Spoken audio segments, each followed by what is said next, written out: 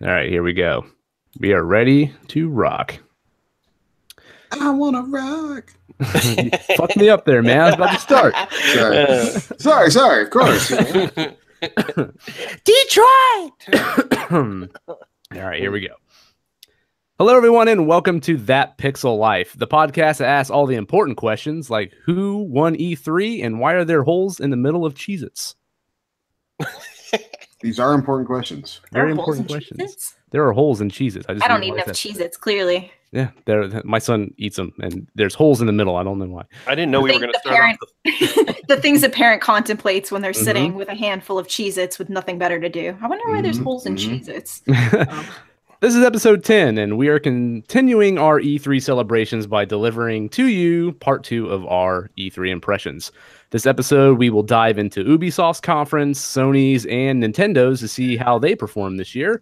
We're also going to decide who won E3 this year, and we're also going to pick our top 5 games of the show. So that is coming right at you right now. So let's get to it. My name is Josh Faulkner.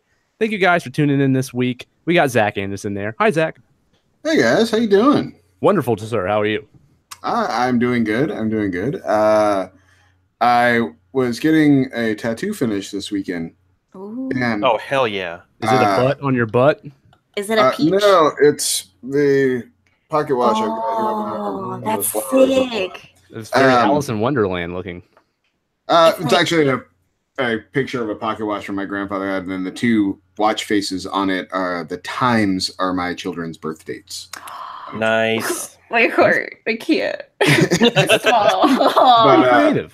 But to tie it into the show, I was sitting there getting the needles, injecting ink into my skin, and all of a sudden the opening cinematic song from Rock Band 3 comes over I forget how I'm blanking on the name of it, but it's the opening cinematic of Rock Band 3 where the guy's standing on the hood of the car and they're like, like that whole thing.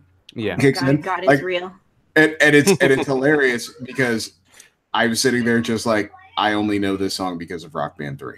Like, with all these like grungy tattoo people who are like, geeking out over music in their own way. I went to see them in '98 at a punk band, and I got kicked in the teeth, and it was sick. And meanwhile, you're over here like, I like Rock Band 3 too. Yeah, I'm like, and this one had the keyboard. I got 5 stars on this one, guys. Yeah. The only one that had the Deftones in it. Yeah. All right. It was funny. Awesome. I need to stop being a pussy and get a tattoo one of these days. I don't have one either, man. I'm just a piercing fanatic. Like when Zach gets a tattoo, I get a new piercing. That's basically how it plays out at this point. There you go. All right. By the way, the track is Deep Purple's Highway Star. But yeah, it's actually a really cool song, but it totally is funny how it brought back all the Rock Band memories. More. Isn't that the intro to Rock Band 1? Because that song was on Rock Band 1. I thought it was the intro for Rock Band 3, but maybe you're right. It was the intro track for one of them. I forget. I am a Rock Band fanatic, and I'm pretty sure that was Rock Band 1. Gotcha. Okay. You're probably right. You're probably right. You heard Elena over there, too. Hi, Elena. Oh, hey, guys. What's going on? Welcome back. You've been on hiatus for a while. Yeah, my sister had a healthy baby boy, 7 pounds, 13 ounces. And awesome. Congrats. I realized that there aren't 12 ounces in a pound. I was like, 13 ounces? Wait a minute. So I'm an idiot. But I've just been tired. I think I knew deep down, but man, my high school self was kicking me. Oh, I was embarrassed. I was like, wait a minute. He's not.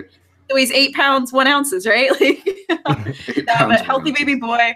I'm back in the house. It's fumigated. The hotel's paid for and done and over with. And I'm just glad to be home.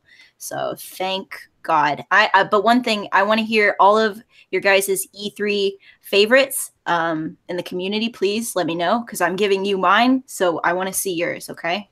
So that's the agreement. It's a verbal agreement out there. Okay. Let's do this. Mm-hmm. All right. Awesome. Hi, Shannon. You're here too, right? I am. Last time I checked. I hope I am. Awesome. How are you, sir? I'm great. In the spirit of the Father's Day that is coming up, Zach, yes. What is the tastiest fish on the periodic table? What, Shannon? What would be the tastiest fish of the periodic table? Are you ready? Tuna. Mm. Okay. You'll think it's a head scratcher. You'll get it later. But yeah, it's an awesome dad joke. No, I got it now. I get it. It's just not good. I'm sorry. I get it. It's just not funny. Yeah. But like a true dad, I'll laugh regardless. Okay, I'll laugh no matter what. Thanks. Father's Day is upon us. So, happy Father's Day, early Father's Day to you two gentlemen as well. Yeah, thank you. Thank you. And, Can I ask a quick question? Yeah. What do you guys do on Father's Day? What do you guys like? Do you ask your wife to just like take the kids and kind of so you can be to yourself, like, or do you go out to dinner? What do you end up doing? My wife works at Stanford, and Father's Day is always commencement. So she manages events for Stanford. So all the different schools that have their different graduation ceremonies and parties and so on and so forth. She's the one that puts all that together for everyone. So my Father's Day consists of me taking care of both my kids by myself for 13 hours. All right. I want a less somber answer. Go. I don't really. I mean, we might have like a cookout, and that's about it. I mean, nothing really too fancy. So I don't know. Ever since I lost my dad, I don't really care about Father's Day anymore. It's just like I feel like I don't have a dad anymore. So it's like, who gives a shit? Even though I'm a dad, I just like, oh, I'm just bummer. I feel you on that, but it's also one of those like, as Wyatt's getting older, like he gives a shit.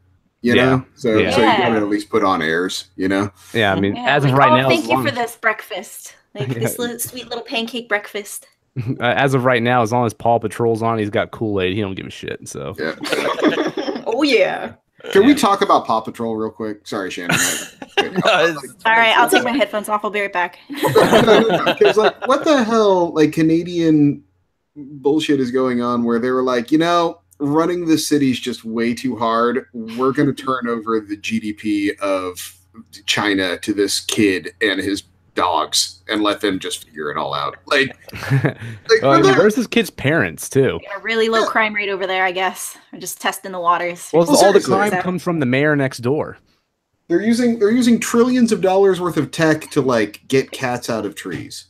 That sounds about right. I mean, you've heard the old saying, "This world's gone to the dogs." I think they just took it and ran with it. Somebody was like, "Genius!" You with the dad jokes are going to be a running theme. They're rich. The vein is good right now. I've tapped into it. Yeah. I love it. I'm hitting my stride.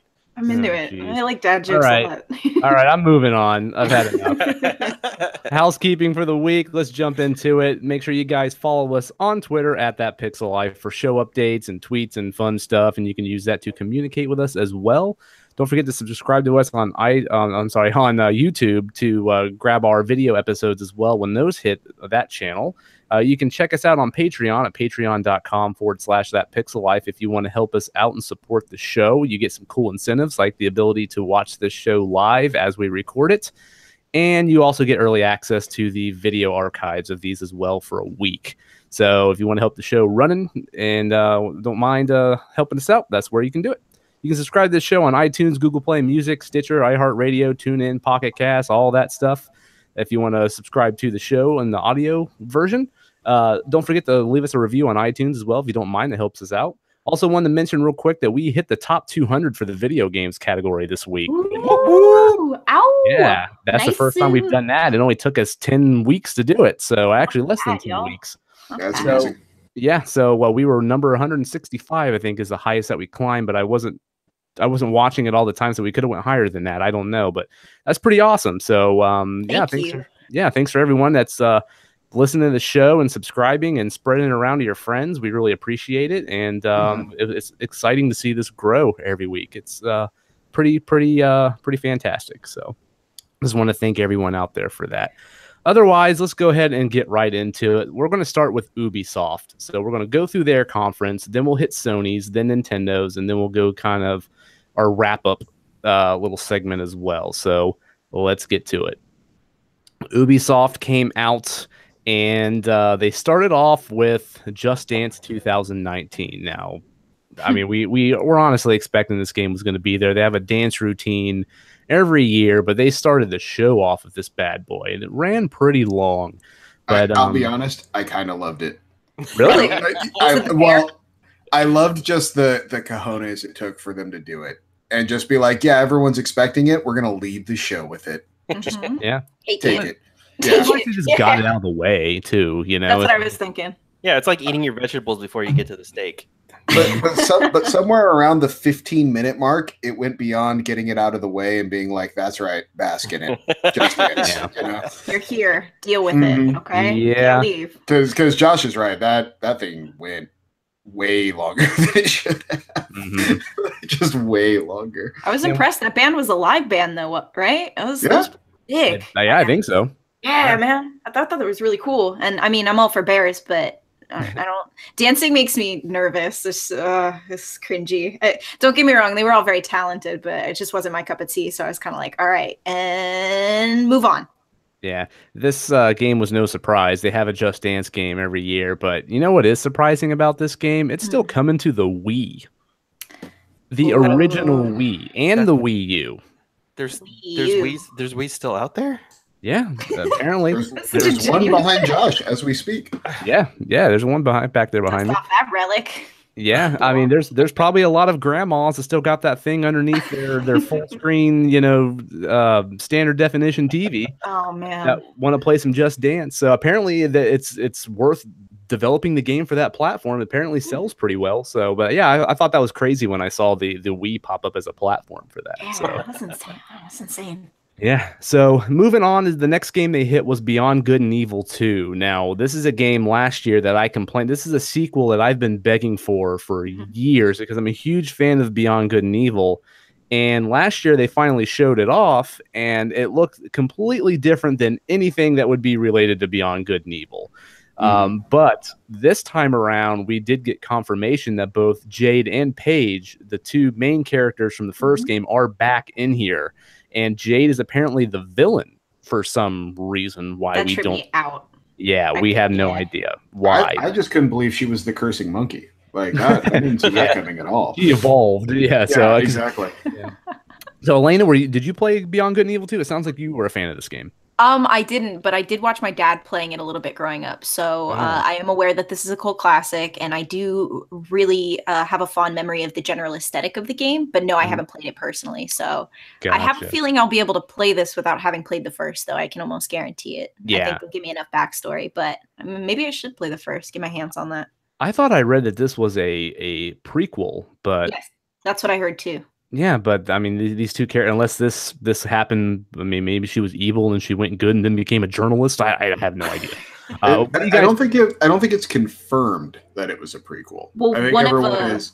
I see a lot of people like presupposing that it is, but I don't see where anyone says it definitely is. I could have swore one of it was the woman up front, the blonde with the short hair, and it was Gabrielle. Yeah, she said prequel at one point, so I was like, okay, cool, it's a prequel. But then it doesn't quite make sense to me. But I don't know a whole lot about the plot of the first game, so I kind of just let it go.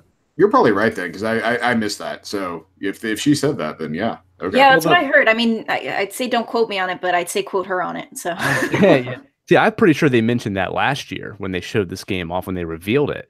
And the whole story of the first game was basically Jade was a journalist, and there's like this evil organization doing bad things. It was like polluting the earth or something, and some creatures were involved and stuff. Like, it's been so long since I played it, but you walked around with a camera and a staff. You took pictures and you beat shit with a stick. And Paige was the pig that was like your companion, your friend. And so this game is like a complete 180, mixed with the story that was from the first game. So I'm really confused, but at the same time, the game looks pretty awesome. It does. Very cinematic.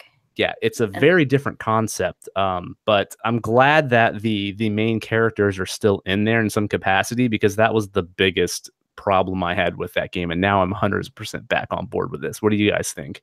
I feel oh, sorry. Go ahead. No, I was just going to say, in general, I hate it when things have a 2 at the end of them, but they're prequels. It just bugs me. It's just really bad. Doesn't make sense. Yeah. Should it be like 1.5 or half, or what should it be? It should be like 0.5, or just come up. How about you just come up with like a new name and then just something from Beyond Good and Evil. Yeah, that's a valid criticism. I like that. Like I want it to be half, like Ranma 1/2. Like, yeah, there you go. Good and Evil 1/2. Yeah, just get that stuff straightened out, dude. Yeah, it bugs me to no end. But other than that, like I I didn't get into the game Beyond Good and Evil the first time around. The graphics look great, but maybe I'll just jump in and give it a try now. It's on. You can play it on Xbox One. I'm not going to turn on really? my Xbox to play an old game. Yeah, they released. I'm not going to turn on my Xbox. Period. Yeah, pretty much, right? Yeah, they HD remastered it last gen, and it's backwards compatible with 360. I mean, sorry, Xbox One. So. Okay. Yeah, they also had Joseph Gordon-Levitt come on stage and represent his company Hit Record, where apparently you can submit artwork to them and they can integrate it into the game somehow. Yeah, they were saying radio content, street art, murals, like all sorts of stuff. To think that like radio content, you could create like a little like I don't know, like a little what's it called, like a when you come up with a jingle, come up with a little jingle for the game. That'd be sick, man. I would love to do something like that. And I saw on Twitter afterwards where Joseph Gordon-Levitt apologized profusely because he forgot to mention that, oh yes, they will be paying people to do this. Yeah, see, that was the big thing. A lot of people were calling him out on that because they felt like they were just taking people's content and just putting it in the game for for free, and no one was getting paid for their work. So I didn't even know that, Zach, that he... It's all about exposure, right? That's always the out. Oh, you'll get exposure. But I'm glad to hear that, JGL is actually paying people because, Yeah, because when you try to pay your rent with exposure, it doesn't really work too well. So I'm assuming they probably curate the material that gets to them, and if they pick it for the game, they pay them, I guess? Yeah, he didn't go into details, but it was a monetary... it was a purchase of artwork. It wasn't... Yeah, and I don't think that's you're really not the place to donating be talking about it either. Like, I mean, you're kind of just trying to hype people up, not really get into the logistics and the inner workings of things like that. So I get it, but I mean, he was intense, man. That guy is intense. I was like, he had this fat power stance where both of his legs were just really widely spread, and I was like, damn, bro, like you're here. Like I get it. Yep. He was all about it. Yeah, for real. But yeah, I mean, this seems like a weird thing for this game for me, but I mean, whatever. If they think it's going to work and bring, attention to the game, then sure, whatever. Moving on, Rainbow Six Siege has some guys come out and announce that they have 35 million players now for that game, and they're working on some esport league stuff, and then they also have a documentary coming out about like hardcore Rainbow Six Siege players. You love that game, right, Josh? I thought that game was awesome. It's one of the best multiplayer games this gen. I'm super bummed I never even played it. And it's one of those things. Every time we talk about it, you get crazy passionate about that game, and every time I'm like, I really need to go buy Rainbow Six Siege. The main problem with that game is extremely hardcore. Like the fan base that plays it is not welcoming to new players at all, and it's very hard to get into. Well, that's a bummer. Yeah, but at the same time, it's a really, really good game, and the terrorist hunt stuff is a blast with players online, where you get to run through and bust through the doors and like hunt down the terrorist AIs and stuff, and they're always adding free content to the game and paid content too. And so I think the game's great. If you haven't checked it out, definitely do it. But just beware, if you want to do the competitive stuff, it's a hard game to get into. So what you're telling me is a video game community actually is not beneficial to the game that they love. Yeah, that's par for the course, right? Yeah, I mean, who would have ever seen that coming? It's par for the course. Actually, I would argue that Fortnite is probably the most welcoming. Just because you can play it by yourself where you don't have to worry about teams, or when you do play with teams, everyone's just running around having fun anyways. So that one's a pretty easy game. That's just because your Venn diagram is so big on that one. It's like you've got this huge swath of 100 million people. So, the jerks get drowned out a little more than smaller communities do. I wish. Yeah, we'll get back to that game later. Trust me. So next game was... Josh is not done with that game. No, I am not done with that back. I'm going to get a manufactured Robbie rant going on here. So that was the Josh Faulkner "Don't make me turn this car around" voice. Yeah. His expression too. His eyes got all wide. I know, it was so great. Yep, it's coming. It's coming. All right, yes. Trials Rising. They announced this game, another Trials game, which I'm not into these games. I've never played one. I don't really know much about them. Okay, moving on. Stunt games. This guy came out and like fell into the podium and like broke it on purpose, like he was doing some jackass stunt or something. I thought that was really stupid. Apparently the game focuses on like a crashing mechanic now, and the game is now coming to Switch as well. So I saw that. So if you're a fan of those games, there you go. There's the next one. Comes out I feel like if I had watched the beginning of that where he came out in the motorcycle, and it reminded me so much of Tim and Eric that I just wanted to smoke. You know what I mean? I just wanted to light up a doobie and just like watch. I've never said doobie in my life. Oh my god.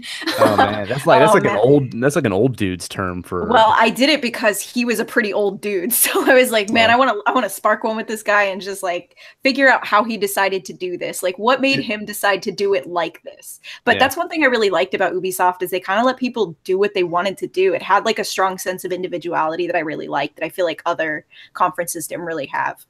Yeah, it wouldn't have been awesome if they weren't expecting him to do that and he just totally fucked their shit up. That would have been awesome. Made you want to get some devil's lettuce and rolled up a left-handed cigarette. Fun fact, the first time I rolled a J, it was with printer paper, and it did not work. First time I ever smoked weed was out of a pop can. Nice. Oh, that's cool. Actually, yeah. Wait, that might be true for me too. Yeah, that's a classic, man. We just didn't have a can. We just used printer paper, and I was like, what is my life? Why am I doing this? Like, come on. I think I was like 16 years old, and I maybe smoked weed like maybe 4 times my whole life when I was younger. And yeah, the first time we poked a bunch of holes in a Pepsi can and bent it and put the weed in the center of it. But I probably got brain damage because of that. Yeah, right? Sometimes I wonder, man, you're just like... Okay. Right. By the way, kids, don't do that. Please don't do that. Don't use printer paper. Don't be us, please. Don't do as we do, please. So this just we did it to tell you that it's bad. We had that experience. You're welcome. To tell you. You're welcome. Stay in school. Don't do drugs. Dare. All that stuff. Okay. Anyways, dare. Drugs are really do them, just not with Pepsi cans. Like at least use a Coke can. All right, so I mean, we're picking sides here. Next game is so they showed off more of the Division 2. We already saw this game announced at Microsoft, but they did like more of like a deep dive into the gameplay. It looks like they're really going to be expanding on the in-game content here, which was one of the biggest complaints about the first game. Everyone thought that when they got to the in-game stuff, it just wasn't fun or didn't really extend the game long enough for them to keep playing. So this game's going to have new skills and classes that you can choose after you finish the game that carry on to the in-game stuff. And apparently they're adding raids now, and there's going to be up to 8 players in the raids. So that's pretty cool. 3 DLC episodes are coming on the first year, and all the DLC episodes will be free for this game. Is anyone looking forward to the Division 2? I know we didn't talk about this much last episode.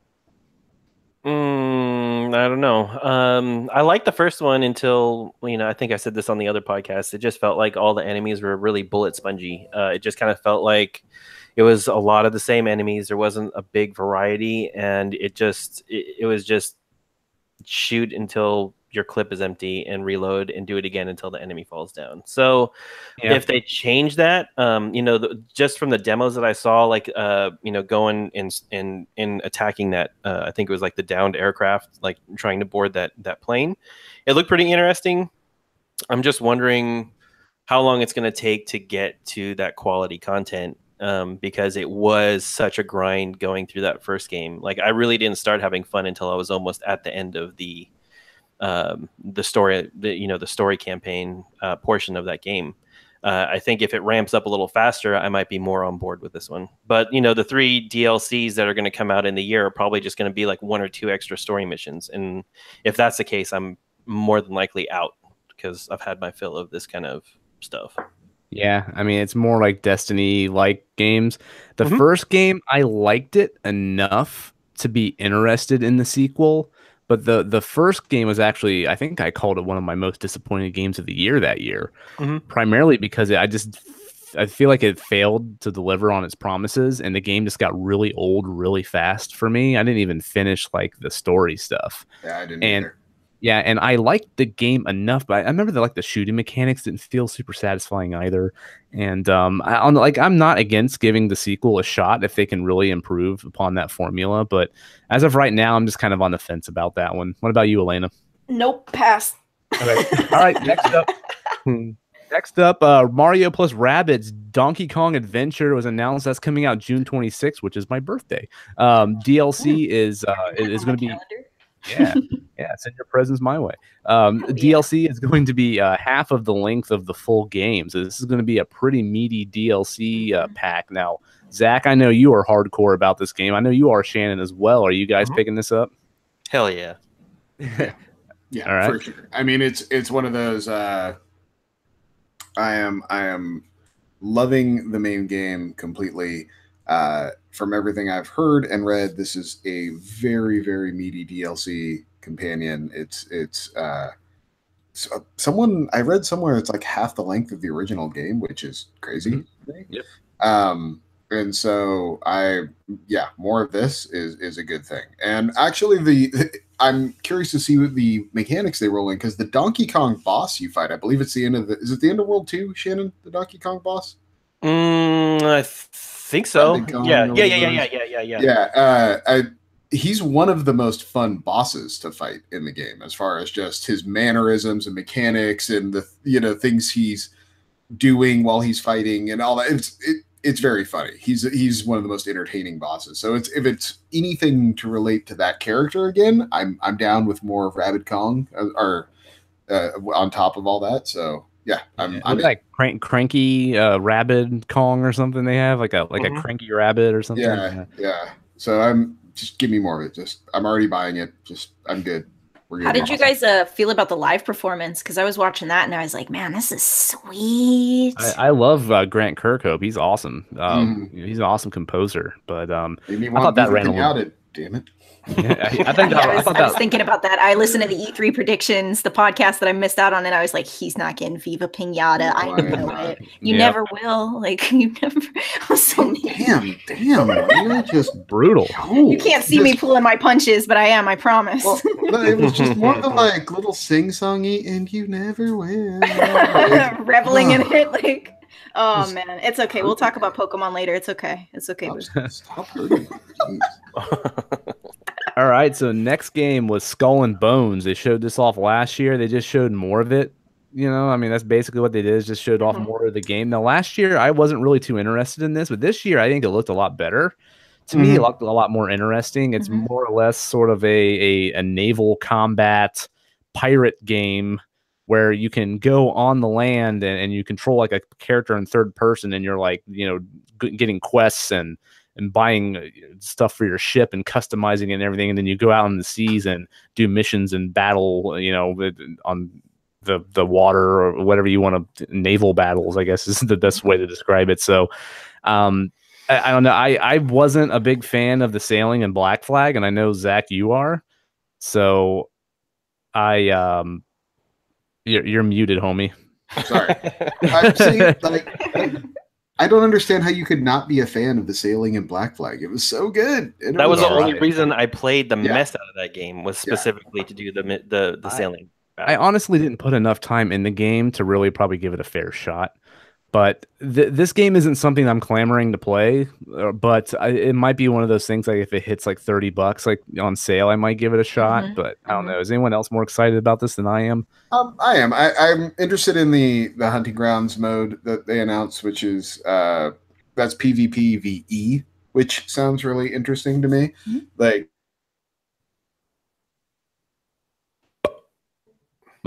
nice. Uh-oh. Poor baby boy, he gone. Well, I'll pick up. I'm oh, there he is. Yeah, we're here. Hey, man, you locked up on us there. Over? Yeah, all of a sudden I realized like none of you were moving. I'm like, wait a minute. All right, go ahead and get it, man. Okay. I'm really interested in this. The hunting grounds is, I believe that's what it's called. The version that they announced, or mode they announced for the game, sounds super interesting to me. Kind of a PvPvE setup. So you could get a crew together, go hunt out and take down other crews, and then also the world is trying to kill all of us at the same time. Like, that sounds kind of rad, and I'm interested to see how it rolls out with, how do multiple people work on the boat together at the same time. who does what, how do things play out, how does combat work when you Who get cleans the poop deck? You got to make sure somebody will clean the poop deck. You That'd got be cool to if be you had to careful like about go. that. That'd be cool if you had to go to town and actually like equip a poop deck man. I'm 7. I'm sorry. I couldn't help it. or like just the lowest point total guy is the poop deck guy. Yeah, exactly. That's all he does. Yeah. I got to grind so I can get a level 5 poop decker. I want to become a dishwasher. I better clean this poop deck real fast. I thought this game looked kind of unique. I was impressed with it. I'm a budget gamer, so I won't buy it unless it's like dirt cheap, but it's interesting looking to say the very least. I was looking at it, my mouth was like open. I was like, wow, this is sick, man. Just because I don't have a lot of experience with games like this. It sounds like you guys kind of do, but I've never seen anything like this. I was really impressed. I won't buy it, but I'm impressed.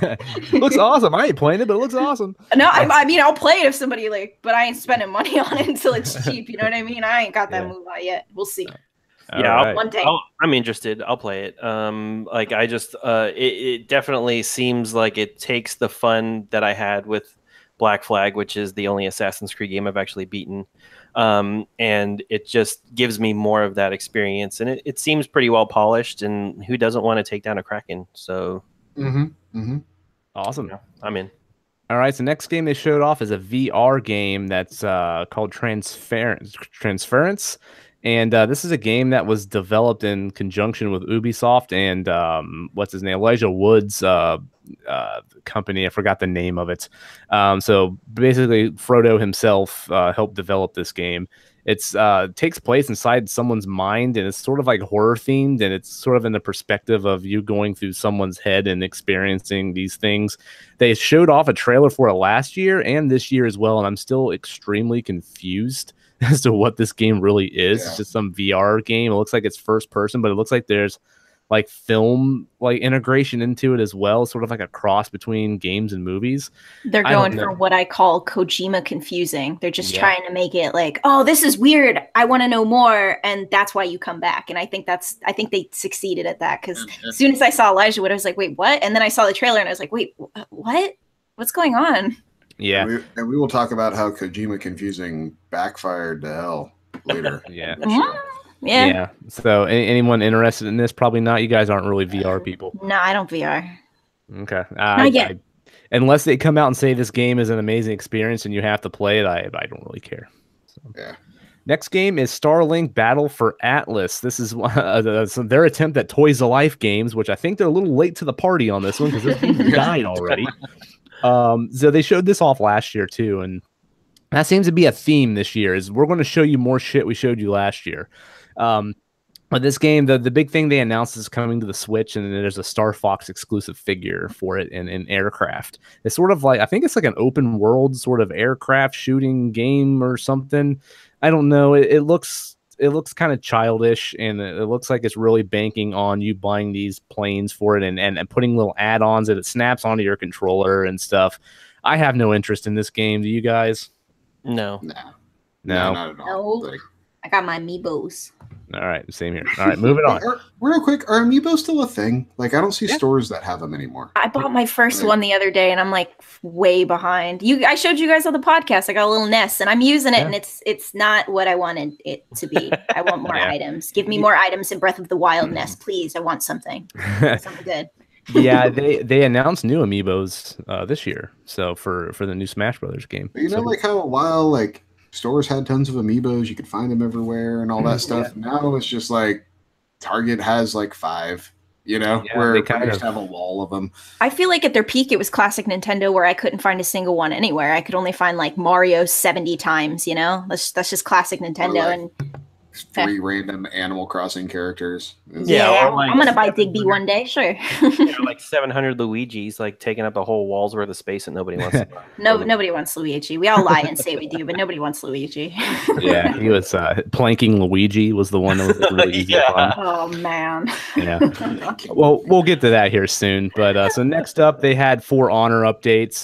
They have a PC starter edition that you can get for free, and if you download it this week, you can keep it and continue to play the game, but it's just like a limited version. They have an expansion coming out called Marching Fire that has like some kind of Chinese dynasty characters in it. And yeah, they're adding a 4 versus 4 castle siege mode as well. And this game never really did much for me either. Are any of you guys ever played For Honor? No. It's a game I really wish I liked.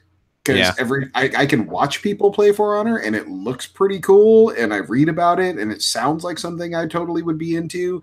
And then every time I've tried playing it, I don't like the controls.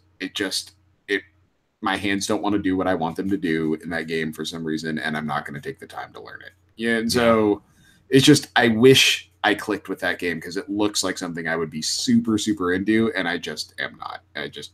It upsets me, actually, that I don't like For Honor. Yeah, I dabbled in a little bit, and I just couldn't catch on to it. Like, it was fine. It was fun enough, but not enough to keep me invested in it. So, like, after like playing around with it for an hour, I feel like I had enough. Mm-hmm. So, yeah. All right, moving on. The Crew 2. They showed this. They have an open beta that's live now. Anyone interested in this at all? No. No? Okay. No. All right, moving on. The last game that they showed was Assassin's Creed Odyssey. I'm actually surprised they're hitting Assassin's Creed again this year. They're like starting that back up again, like the yearly games. But the story actually looks pretty solid for this one. It takes place in the Roman era. You can actually pick a male or female protagonist. And I already saw the Gamer Gators out in full force complaining about that when this was announced. Socrates is in. I keep wanting to call him Socrates because of Bill and Ted. Yeah. Socrates is like the main historic character that's in here that they always have to shoehorn into their games. There's dialogue trees now and options in this game. And other than that, it looks pretty similar to Assassin's Creed Origins, but I really liked Assassin's Creed Origins. I thought that game was probably the best one in the series that I played. And I typically don't like these games. So this looks good to me, but I still have a ton of Origins to still play. So I don't think this is like a day one purchase for me, but I might grab it eventually. You guys interested? I haven't really messed with any Assassin's Creed games, but I am fucking dying. I'm really laughing about this whole like these Gamergate kids being upset because you're not forced to be a female, correct? You get to choose, right? So what's the beef? No, I don't know. Because they stuck a female in it, so they're mad. I don't know. I actually, don't know, man. The female character looks cooler to me because they showed off the male and the female one, like gameplay for both, and she looked cooler to me, and she played cooler. And if I was to play this game, that would probably be the one I would select. This is a game I'm interested in because of the era. Like to think, this is a game in the Roman era. That's really interesting to me, and I think that's a game that aesthetically and plot wise, and I'm obviously mythology wise, I could probably get on board with, but we'll see. This is the kind of game where I won't buy until I know it's good. And I mean, good, but we'll see. Well, and in Syndicate, there was they did the multiple heroes you could be. You could be the brother or the sister. Weren't you forced to swap back and forth between them? There were certain missions that were only for one or the other.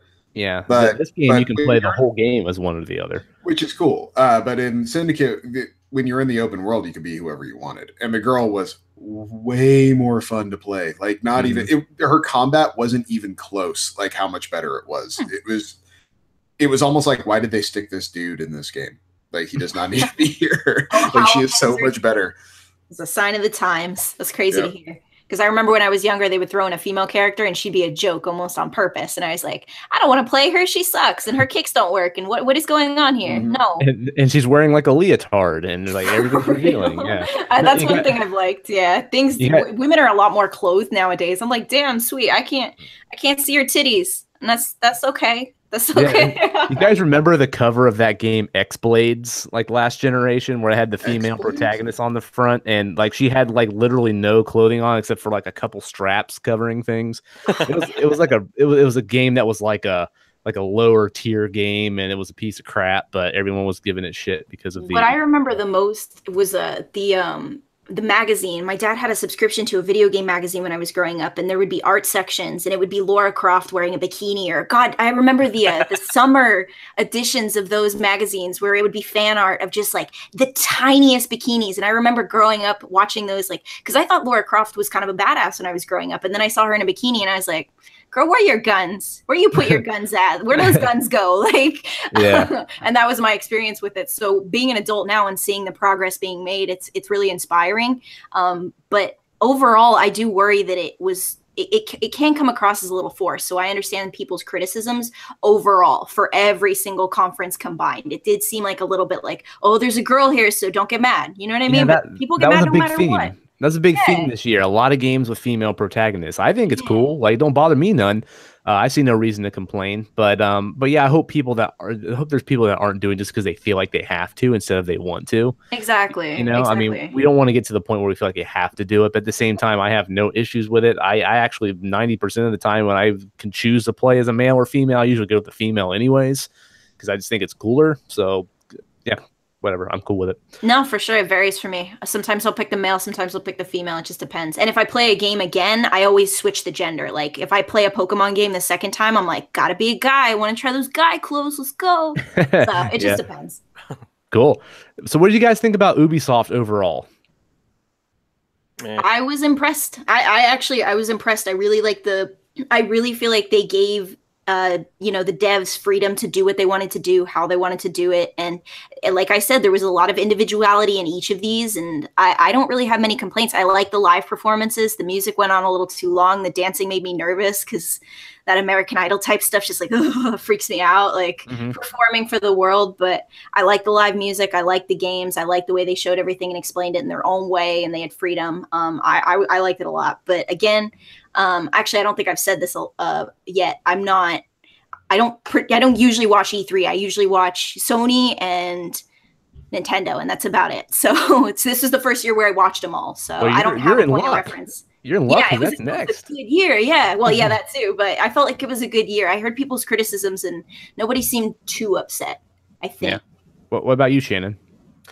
I don't know. I mean, I didn't get to watch it, but just from the looks of this lineup, I mean, there's a couple games in there I'm interested in. Nothing that really makes me scream to the heavens for joy. So that's true. I mean, it is what it is. It's just meh. All right. The games looked impressive, though. Like to me, at least. I don't know. Mm-hmm. It was the kind of disappointing but still pretty decent sequel Marvel puts out. You know, like where it's like the first one, it was like, yeah, that's awesome. I'm into it. Like, that's a great idea. I love all this. And then the next one is like, oh, it's still pretty good, but it's kind of the same thing. I don't know. Which Marvel sequel are you thinking about? Because I've seen Deadpool 2, and then I saw the sequel to Guardians, and they were both really good. So, Are we talking like Thor 2 here? Yeah, or like what are we Iron talking? Man Like, 2? or Spider-Man 2? Doctor Strange. I don't know. Doctor Strange didn't do it for me. Thor, Iron Man, you know, like they're all kind of the same. Like, okay, I understand your analogy. I wasn't too crazy about Ubisoft this year. I think everything they showed was stuff that we were already informed of last year. Just kind of felt like a retread from last year's conference. Assassin's Creed looked really cool, but I don't think that's a game I'm going to buy day one just because I still have so much to play of Origins. Obviously, I'm excited about Beyond Good and Evil 2, but we're probably so far away from that game that I'm not even thinking about playing that right now. Otherwise, everything else was just like, stuff that we already knew about. So ignorance is bliss for me, it sounds like. I'm looking at everything through. It's all new. It's all new, baby. It's all new. Yeah, so not too big on that one this year, but let's move on to Sony. Speaking of not too big, Zach, I know that you were complaining a lot when we were chatting during this thing. I want to let you kick us off here, man. Like, so what was going through your head when this thing started? What was going through my head was someone really went through a ton of work for kind of nothing. Like, it seems really weird to me that they would kind of create this set with all these lights and everything that looks a little bit like a church, and have everyone stand there and then have a dude come out and play banjo, which you want to talk the Let's Dance number went on a little too long. Oh my God. That's true. Yeah. It was a good 10 minutes of banjo playing the Last of Us theme. It felt like it. Yeah, man. Whew, guys. Just listen to the soundtrack. If you want to do that, just buy the soundtrack and listen to it. Though I will say, I did enjoy just the incessant whining from the games media people that like couldn't believe they had to stand. Like if you were on Twitter while this was going on, it was hilarious. It's They like are not concert goers, clearly. it's Jesus. like you are grown adults and you are sitting there talking about standing. Like, come on, guys. What are we doing? Maybe they were standing for a really long time. Maybe like, but then I think about going to a show and I'm standing for hours and hours. So I can't help but wonder: are they carrying something? Like, they got bags? What's going on? Why are they mad? Why are they mad? Well, They're carrying their bags of crap that they've gotten from all the other vendors throughout the day. And Yeah, by the end of the day, it probably weighs like 40 pounds. True. yeah, we've been to these things, and yes, they give you lots of free crap at these. So there are lots of bags and shit that they give you. But to add a little context to this, so before the show started, I like Zach said, I was on Twitter, and all these media people were complaining about how they were stuffed in some kind of church with like Christmas lights on the ceiling, and they had no idea what was going on at all. So essentially what it ended up being was they recreated one of the scenes from The Last of Us 2, and they had everybody in it, and then they had this guy play banjo, and then they showed off the game. Then afterwards, they moved everybody out of there and put them into an arena, and they like panned outside and then had these random people talking about random things and having these little tiny announcements that weren't even really anything major. Most of the stuff they announced earlier in the week anyways. And we had to literally just sit and listen to these two babble and kill time. They were buying time, big time. Yeah, so they can move everybody else into the real spot that they were going to have the rest of the conference at.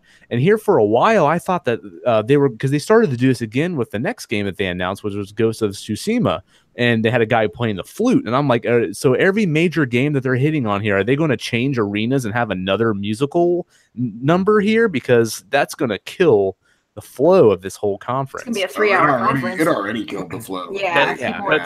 That's kind of how I felt. I felt like from a marketing standpoint that's where they were gonna, because like they came out and they were like, we're gonna give you this immersive experience, and everything is gonna be tailored to like this immersive, like just taking it all in, the atmosphere, the music, the game. And then they started with the banjo, and people were like, what the hell is this? And then they got to the Ghost of Tsushima, and they were like, they got this dude playing a flute. And for the record, you never want a dude playing a flute where like the meme culture is so strong, because things are going to get photoshopped in there. It's just going to be a disaster. And then it already happened too. Yeah. And then they got to that one, and they were like reading the room. They're like, guys, like, are we doing this? Is this working? Shit, it's not working. Okay, bail.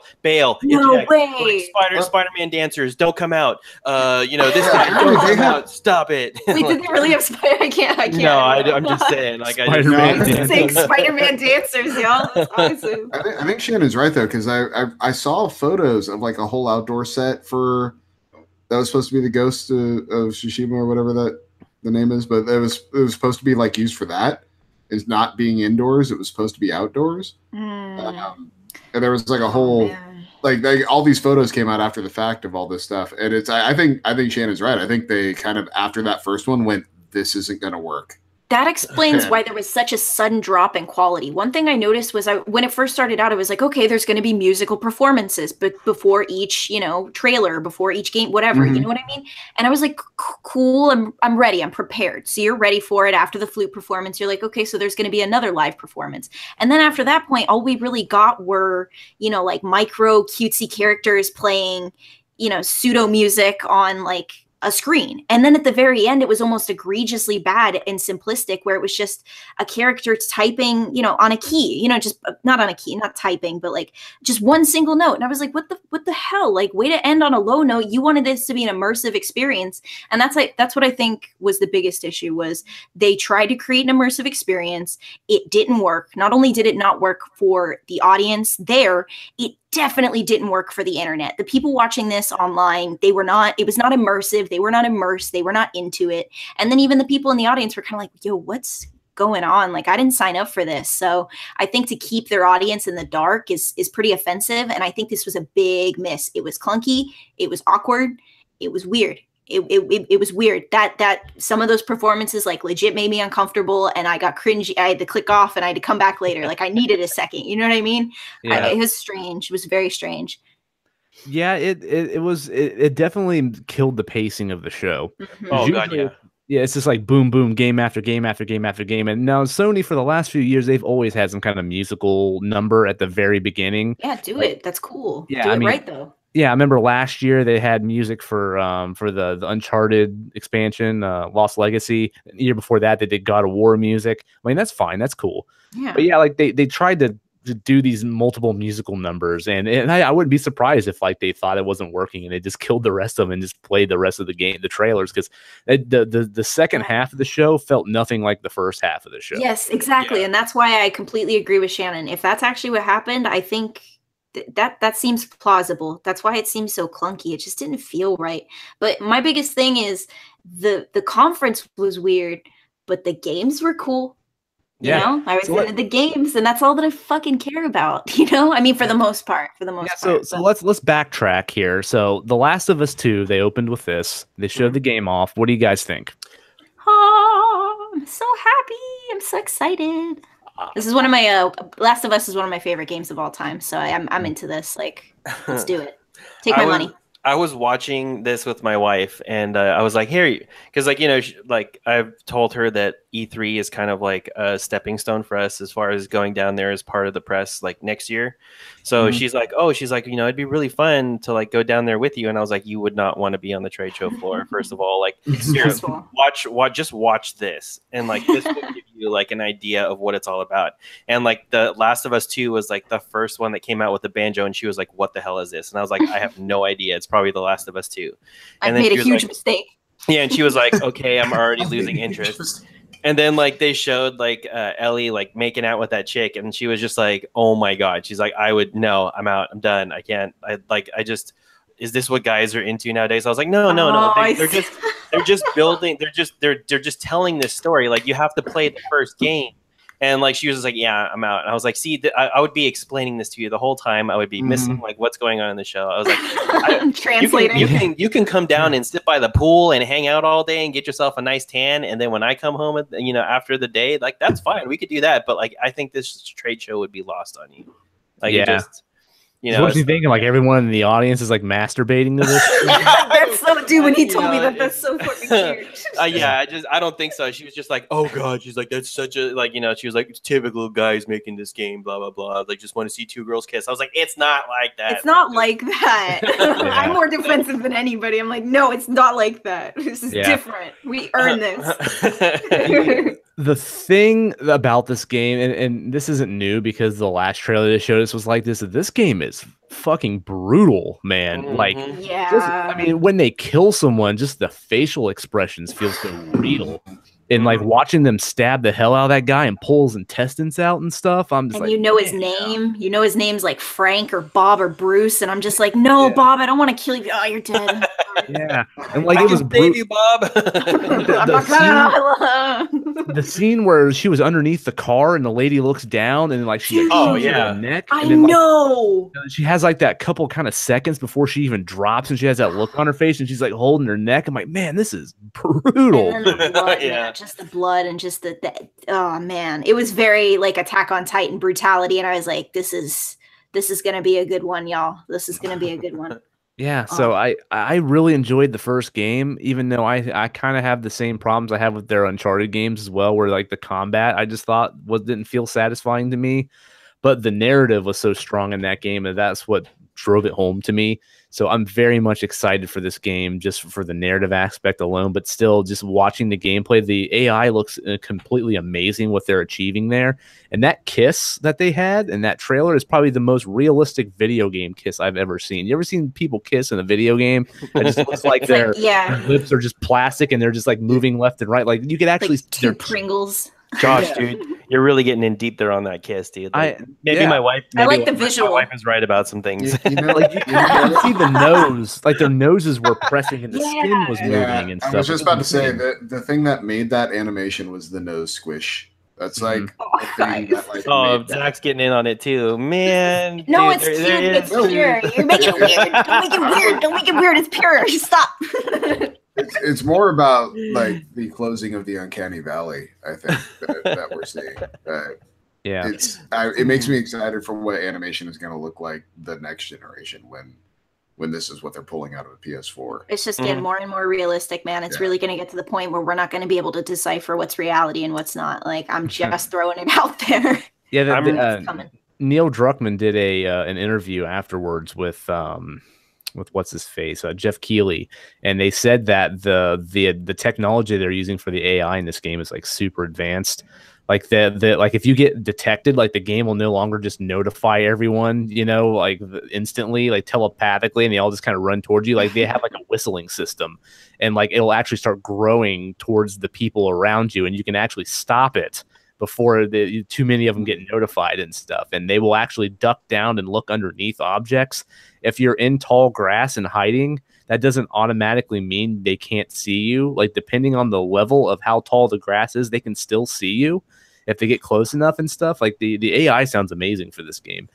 It looks brutal. They said there's still very much clickers and the infected in this game, even though they haven't showed any of that yet. But it's there. They did confirm that Joel's still there as well. He's just off doing something else in the game, but he's here.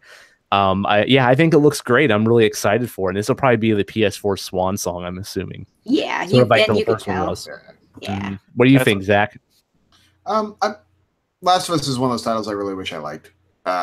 It's not that I don't like it. It just didn't hit me the way it hit like every single other person I've ever talked to about Last of Us. And so I've come to accept that it is just me for that one. But I don't know what it was. I had to really work to finish that game. Damn, that's crazy. I beat that game like 7 or 8 times. I beat that game on every single mode. I actually beat it an entire time with just the bricks.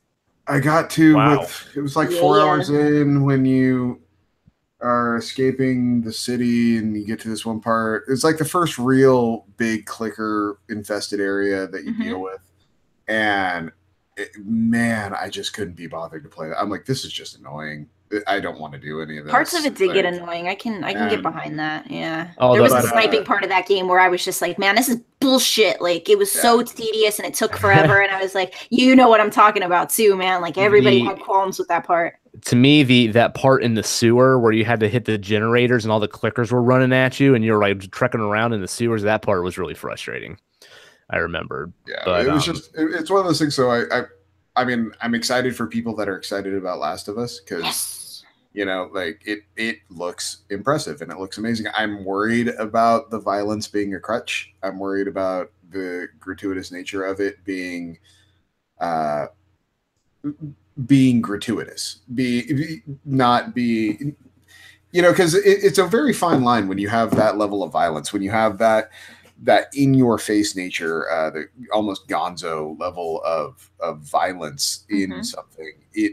You can either use it as a weapon and make a very important, impactful point, or it loses all impact at all. Are you afraid it'll be too over the top, or what? It becomes hostile. It becomes Saw. It becomes at some point where you're just like, none of it matters because it's also stupid. Because it's so ridiculously over the top. You can't just be gratuitous for gratuitousness' sake. Tell that to God of War. Y'all that works, right? Well, you guys have to play Detroit because that game does it right. Like, I mean, there's just enough violence in the game to where it sobers you to the reality of the situation you're in, and the results that you choose have consequences, and they're not always a great resolution to the problem. So it's a trade-off. I like it. But to Elena's point though about God of War versus something like this, like sure, God of War, and you're throwing axes around and chains and knives on them and you're whipping it all around and all that stuff. But when I cut someone with a knife that is attached to a chain, they don't bleed out their intestines or grab their neck as blood pumps through their fingers as they stare at me going, why? You know what I mean? It's they just die and that's sombering. That's intense. That's actually really true. Yeah, so I can understand where you guys are coming from with that. And God of War is self-aware, so I get it. Sorry. Yeah, it's like they kind of humanize the violence a lot in this game to where it becomes uncomfortable, I guess, is what a lot of people are having concerns with. So I don't know, man. Well, so we'll go ahead and move on. Next up, they announced that they're releasing a new game plus for God of War. So if anyone wants to go back through that, there's a reason to. I do. All right, there you go. Call of Duty Black Ops 4 that's coming out. They have classic maps coming to that. They're also coming to Black Ops 3, and Black Ops 3 is now free on PlayStation Plus if you have that. So that was very cool. I was considering getting, buying another one, but no, I'm still not gonna, man. We'll see. I hated that game to death, but the multiplayer was actually pretty good, and it just and that's why I'm interested. The single player was free. Yeah, single player was terrible. After that, they showed an early announcement montage. So all the games that they announced leading up to E3, they just had a montage of all those games. So they showed that off, and this was all the stuff they were announcing while we were waiting for them to switch venues.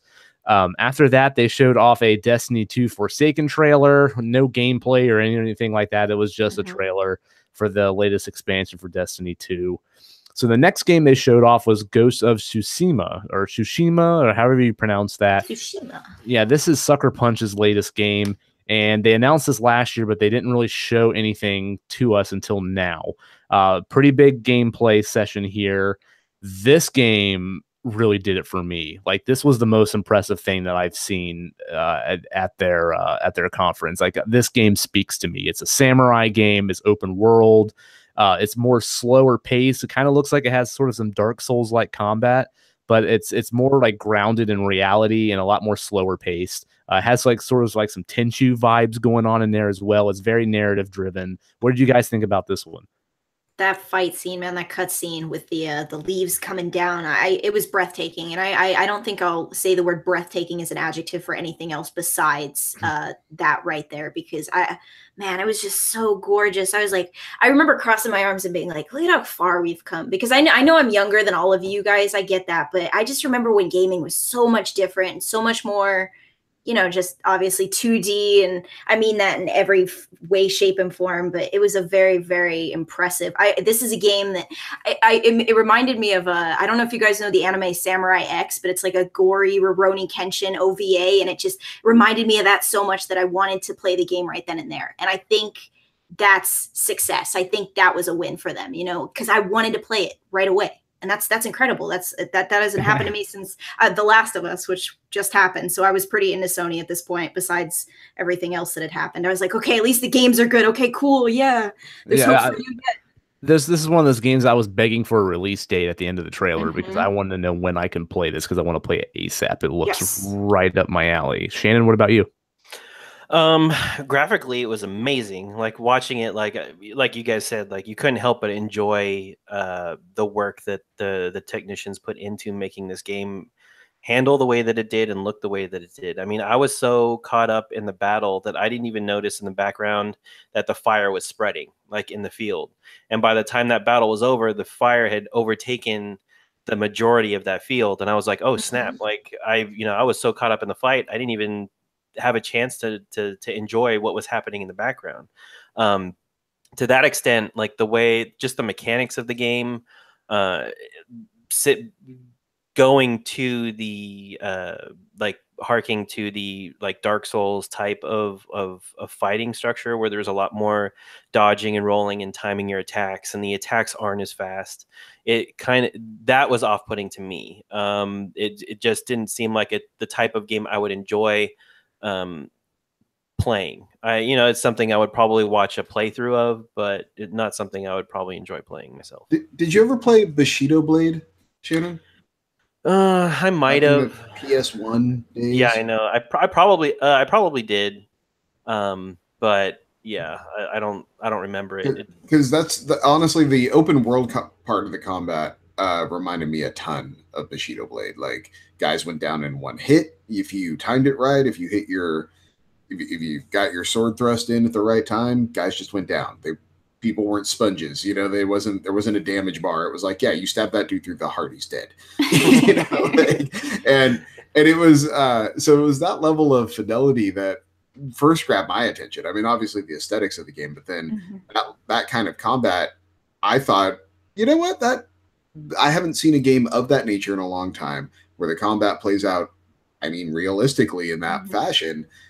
I think that could be pretty pretty innovative in this day and age. Yeah, and that alone got me more intrigued. Yeah, I do like how Homeboy just ripped a dude's throat out like with a button press. Yeah, dude. He just walked up and just pulled his throat right out with one hit. I'm like, yeah, "Plink, that's pretty. Mine now. I'm gonna save this for later." He's like plucked it like a grape. It's very awesome. Mortal Kombat.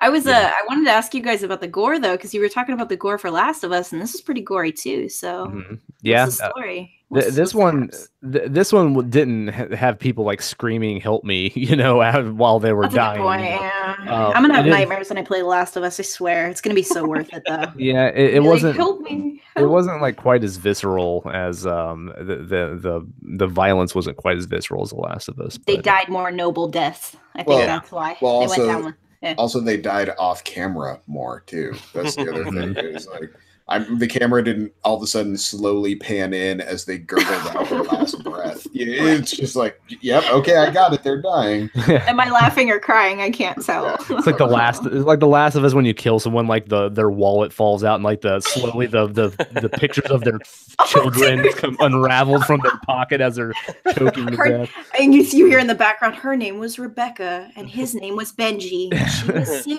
was 5. You ruined them.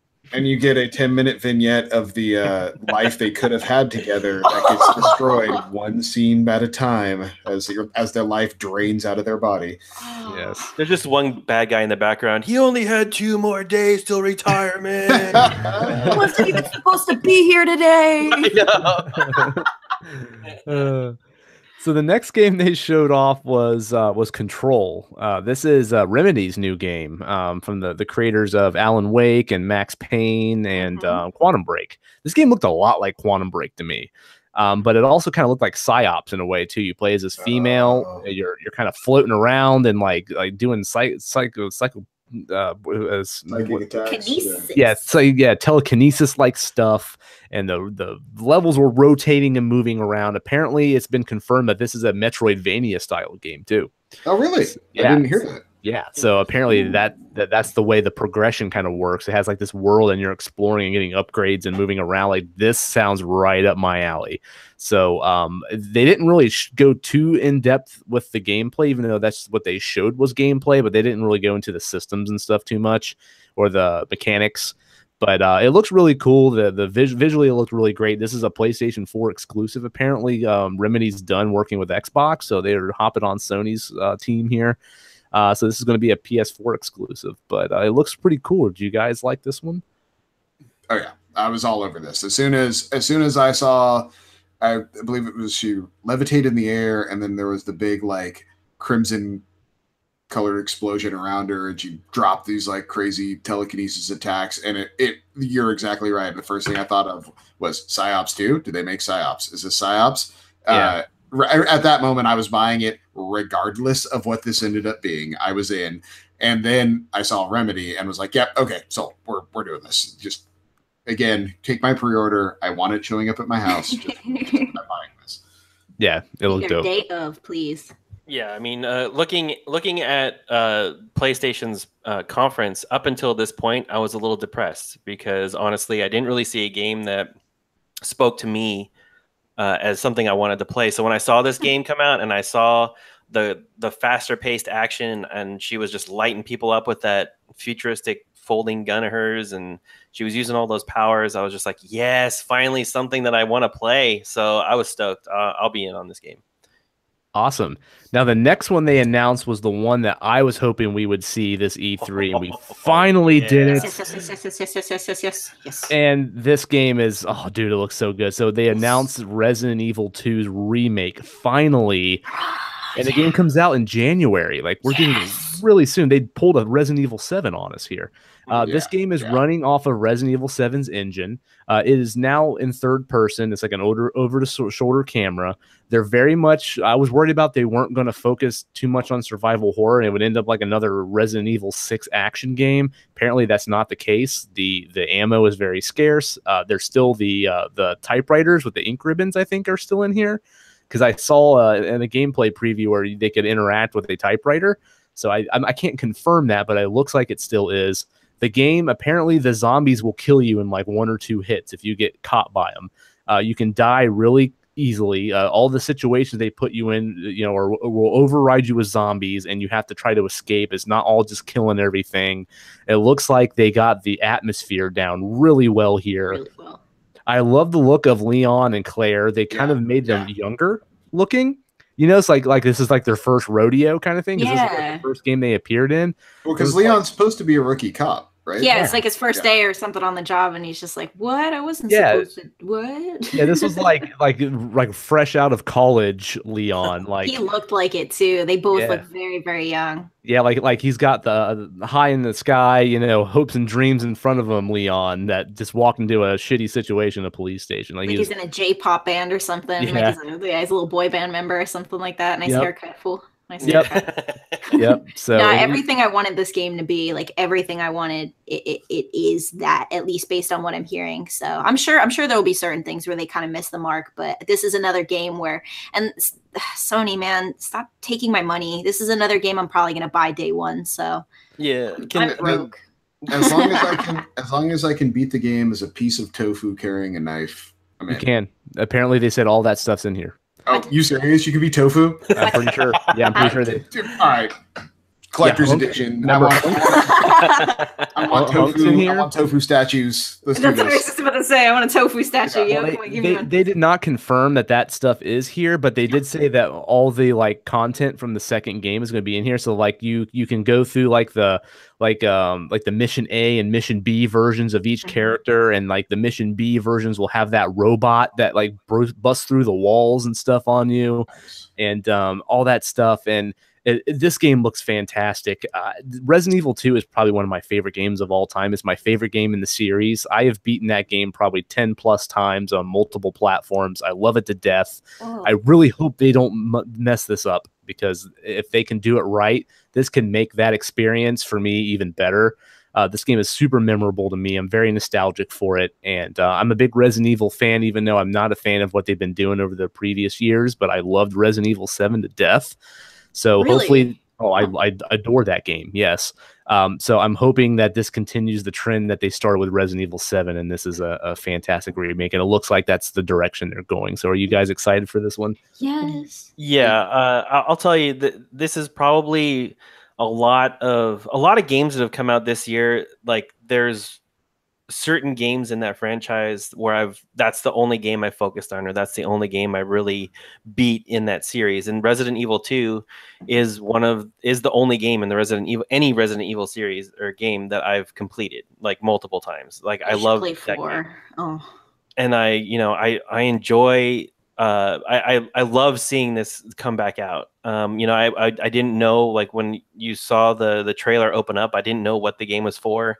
Then I thought I was going to be like a mouse, trying to escape a thing, and I was just like, whoa! Just that whole aesthetic they took was amazing. Well, I knew it was Resident Evil 7. I mean, Resident Evil 2, because they showed the old school PlayStation in that situation, and then you heard two guys wrestling, and one of them mentioned that you're under arrest. So you saw a PlayStation 1, and there's cops involved. I'm like, boom, this has got to be Resident Evil 2. Yeah, and then and just following more up on this, there were people that were showing that when the zombies are coming at you, you can shoot limbs, parts of their body, and it affects the zombies differently. So if you're trying to conserve ammo and there's a zombie coming at you, shoot him in the kneecap, watch him fall to the floor, and then you can run around him. So it's kind of a way to, it's like another added bonus of dealing with the zombies that I didn't, most people don't take. Most video games don't take. It's just kind of an all or nothing with the zombies. You just obliterate them and move on. This kind of piecemeal thing is better to me. Yeah, they also the attention to detail with the gore in this game is insane. When that scene where Leon was pushing the head up of that zombie, and the skin was separating, and it was all just stretching, that was so gross, and it was so cool looking at the same time. But yeah, this is one of my most anticipated games right now. I'm super pumped for it, and we don't have to wait too long for it, so that's what's great about it. So can't wait to see more. And yeah, I'm pumped for it. Zach, were you a Resident Evil 2 fan at all? Oh yeah, no, for sure. I damn near failed out of college because of this game. Between this game and Minecraft, so yeah, I put way too many hours into the original Resident Evil, and or Resident Evil 2, I mean. And I am very, very stoked for this remake. I just want to know what it controls like. I want to have hands-on controller myself. Like, you can only get so much from videos. Like, I have to want to like play this damn thing real bad. Yeah, I hope they release a demo or something. That'd be nice. Yeah. I was hoping they were gonna have a Resident Evil 7 mode and like have a first-person mode. They might. Which would, looking at looking at what they showed, it looked very feasible to me. Mm-hmm. I mean, maybe they just built this game in Resident Evil 7's engine, so it looks that way. Well, that's what I mean. So maybe this just because of that, it looks like it should be able to, which obviously it should be able to. But I really hope something that they include, because as much as I was against it at first, that view and first personness of Resident Evil 7 totally won me over. And by the end of that game, I was all in on that. Yeah, that game was incredible in VR too, man. I was gonna say they should put a VR mode in this one. Yeah, it was cool too, because when they were showing off all the like areas in the game, I'm like, oh my god, I remember that. That's the front of the police station. It's like everything just like rushed back to me, you know, playing this when I was younger, and I'm like, man, I've played this game so many times through, and yeah, I'm just a huge fan of it. And I can't wait for this. Moving on, so the next game they announced was Trover Saves the Universe, which is some Rick and Morty creators game for VR or something. What the hell was that? Yeah, man, that was almost insulting. Like, it's like, oh, we're not trying, but you're gonna like it because you like Rick and Morty, haha. And I'm like, nah, fool. Like, you need to work harder. Like, don't get sorry. That's actually really rude. That's really rude. I bet they worked really hard. I feel like an asshole saying that. That should totally be the theme of our show. Nah, son, you need to work harder. I need to grab that sound bite. That might have to open our show now. Oh man, I feel bad. I really do. But the way that played out was like, oh, I'm this guy and I'm not here, but ha ha ha. And it's just like, come on, like I'm the cool dude that sits in a tub, and you're gonna like me because I'm the cool dude. And it was like disturbingly self-aware. Like it was a slap in the face a little bit to me, and I was like, I tuned out pretty quickly. I'm not gonna lie. I do like Rick and Morty. So what you're saying, it was the Adult Swim version of the Kingdom Hearts trailer. Yeah, I tuned. Yeah, the spoilers. I tuned out for that shit too. Dude. Well, good segue there, Zach, because Kingdom Hearts 3 was the next game that they showed, because this has to be on every press conference for some reason. I'm here for you. Right. Those segues. Dude, all of you guys, leave Kingdom Hearts alone, all right? I love watching Kingdom Hearts trailers. I don't care how many they show. Give me more of it. I want to see it all. Oh man, I just do not understand. And the thing is, that game came out when I was at that weird 8th grader age, or like I was in middle school, so I was like, you know, like trying to figure myself out, and like everybody was jumping on this game and just so into it. And again, maybe I told you guys this in the chat, but I wasn't big on Disney growing up, so I remember playing the very first game and getting to the Alice in Wonderland level and not really pushing too far past it and being like, I'm done. I'm good, you know, and then that was it. Yeah. And I don't see the appeal unless you're a diehard Disney fan. I don't get it. This so I bought the first game when it came out, right? Because it was all the hoopla and everyone was going nuts over it and shit. So I bought the first game. I remember getting to the Little Mermaid section. I think the first one had a Little Mermaid section. I remember getting there, and I think that's as far as I got. But I hated backtracking through the areas and all those little shadow dudes that pop up. I had to constantly fight them over and over and over again. I'm trying to figure out what to do, and I constantly had to stop and fight them. Like, the game just really got on my nerves, and I stopped playing it. I never touched the second one, and none of the ones going forward. I did purchase the PS4 remasters of the first two, and I'm going to give those games another shot for this one's sake. I don't know if it's going to do it for me now. I doubt it. Josh, you are such part of the problem. You're like, you just sit here and spent all these minutes telling me how you don't like these games, and then you're like, and then I went and bought all the remasters. Why? You don't like them. Like, so here's why. Because I feel like I should give them another fair shot, because I mean, there's plenty of games that like that. Like, I played them and I didn't like them, and I went back and played them like in the future, and then it just clicked with me. This is that series. I mean, everyone tells me the second one's better too, but this is that series that I feel like I should like, but I don't. So so I got the collection like dirt cheap. I think I paid like $20 for it, and I'm going to give it another go. But as of right now, from what we're seeing of Kingdom Hearts 3, it looks nice, but it looks good. extremely corny. That PS4 Pro is pretty sweet. Yeah, it is. Oh man, it just looks It so is. It's good. dope. It I looks love so it. good. I'm And just I don't saying, have a Shannon, PlayStation 4 Pro. You know, like it's And it comes with all the games. it's pretty sweet.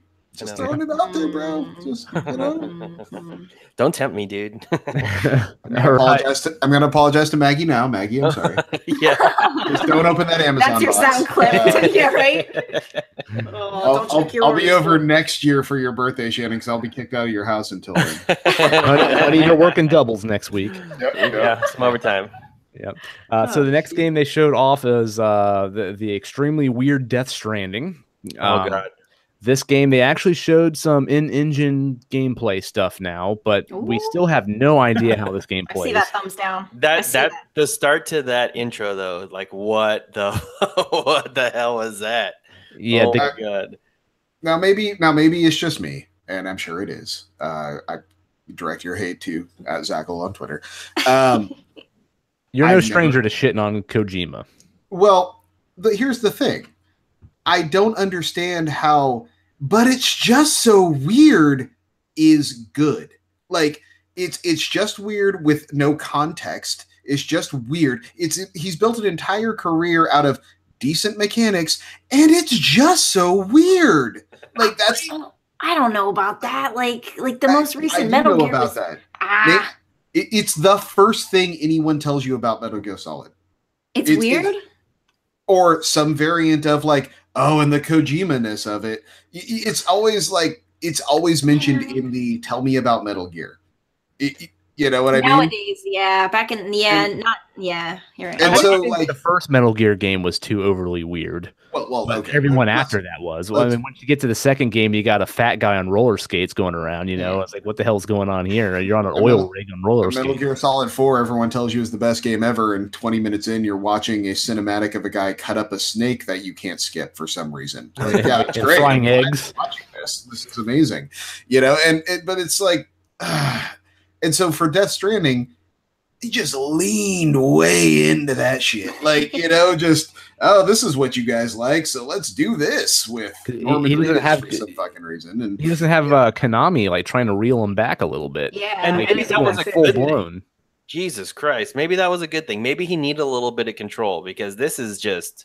Oh, well, and I will tell you, for me, for someone that is not a Metal Gear fan, which I obviously am not, this presentation had the exact wrong effect they wanted. I'm out. I do not care. Like it's just Kojima bullshit. Like 2.0, and that's great. If you like Kojima bullshit, I'm happy for you, but I do not, and I'm out. Like they should have named this game Kojima Unfiltered. Yeah, oh man, Kojima Confusion. This is how it should be. They should make a puzzle game. One of the games like in the game, because that's gonna happen. You know it. It's just Kojima Confusion. Yeah.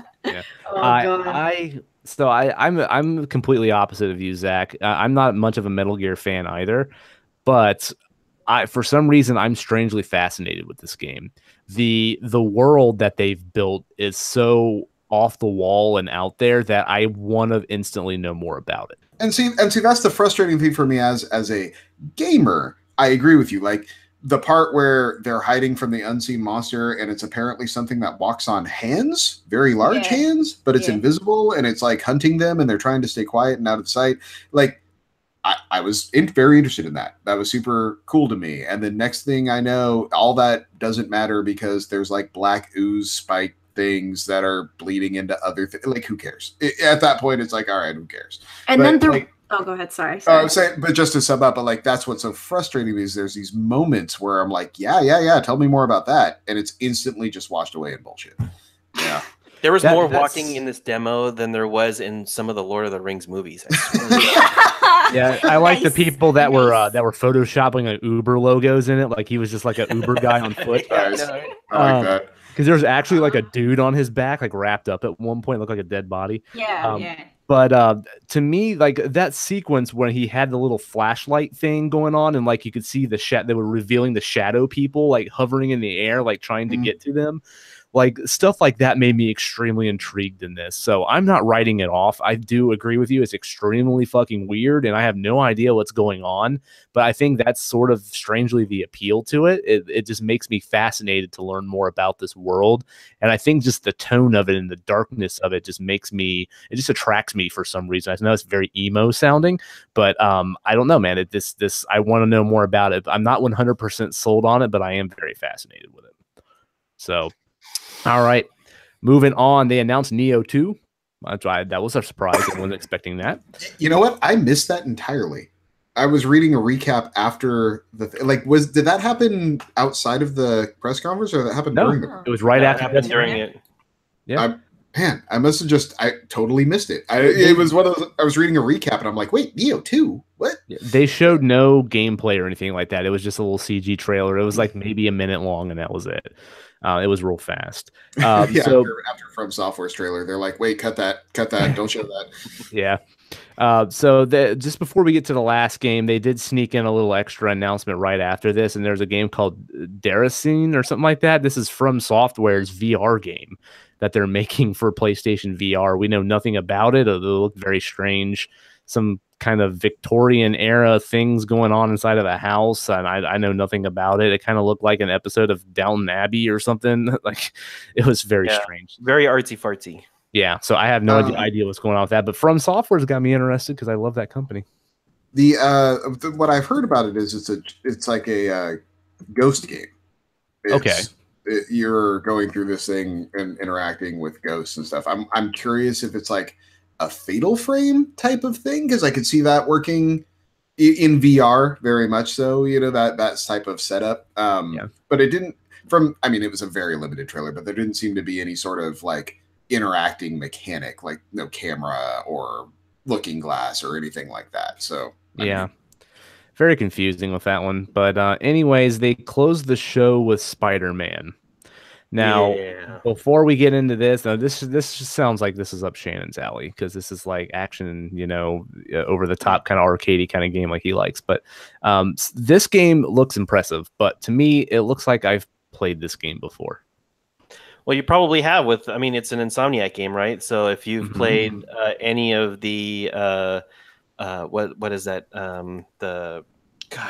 Infamous? Yeah, if you played any Infamous games, it's going to be the same thing. Well, Infamous was Sucker Punch.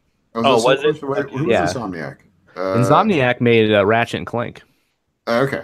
Oh, okay. Yeah. And they made Sunset Overdrive also. All right, so my argument's invalid then. But if you played, but still, if you played Infamous, you played probably this game. But I also think, though, Shannon, not to try to save your point, but I think there's very much you can very much see Sunset Overdrive DNA when he was traversing through that area.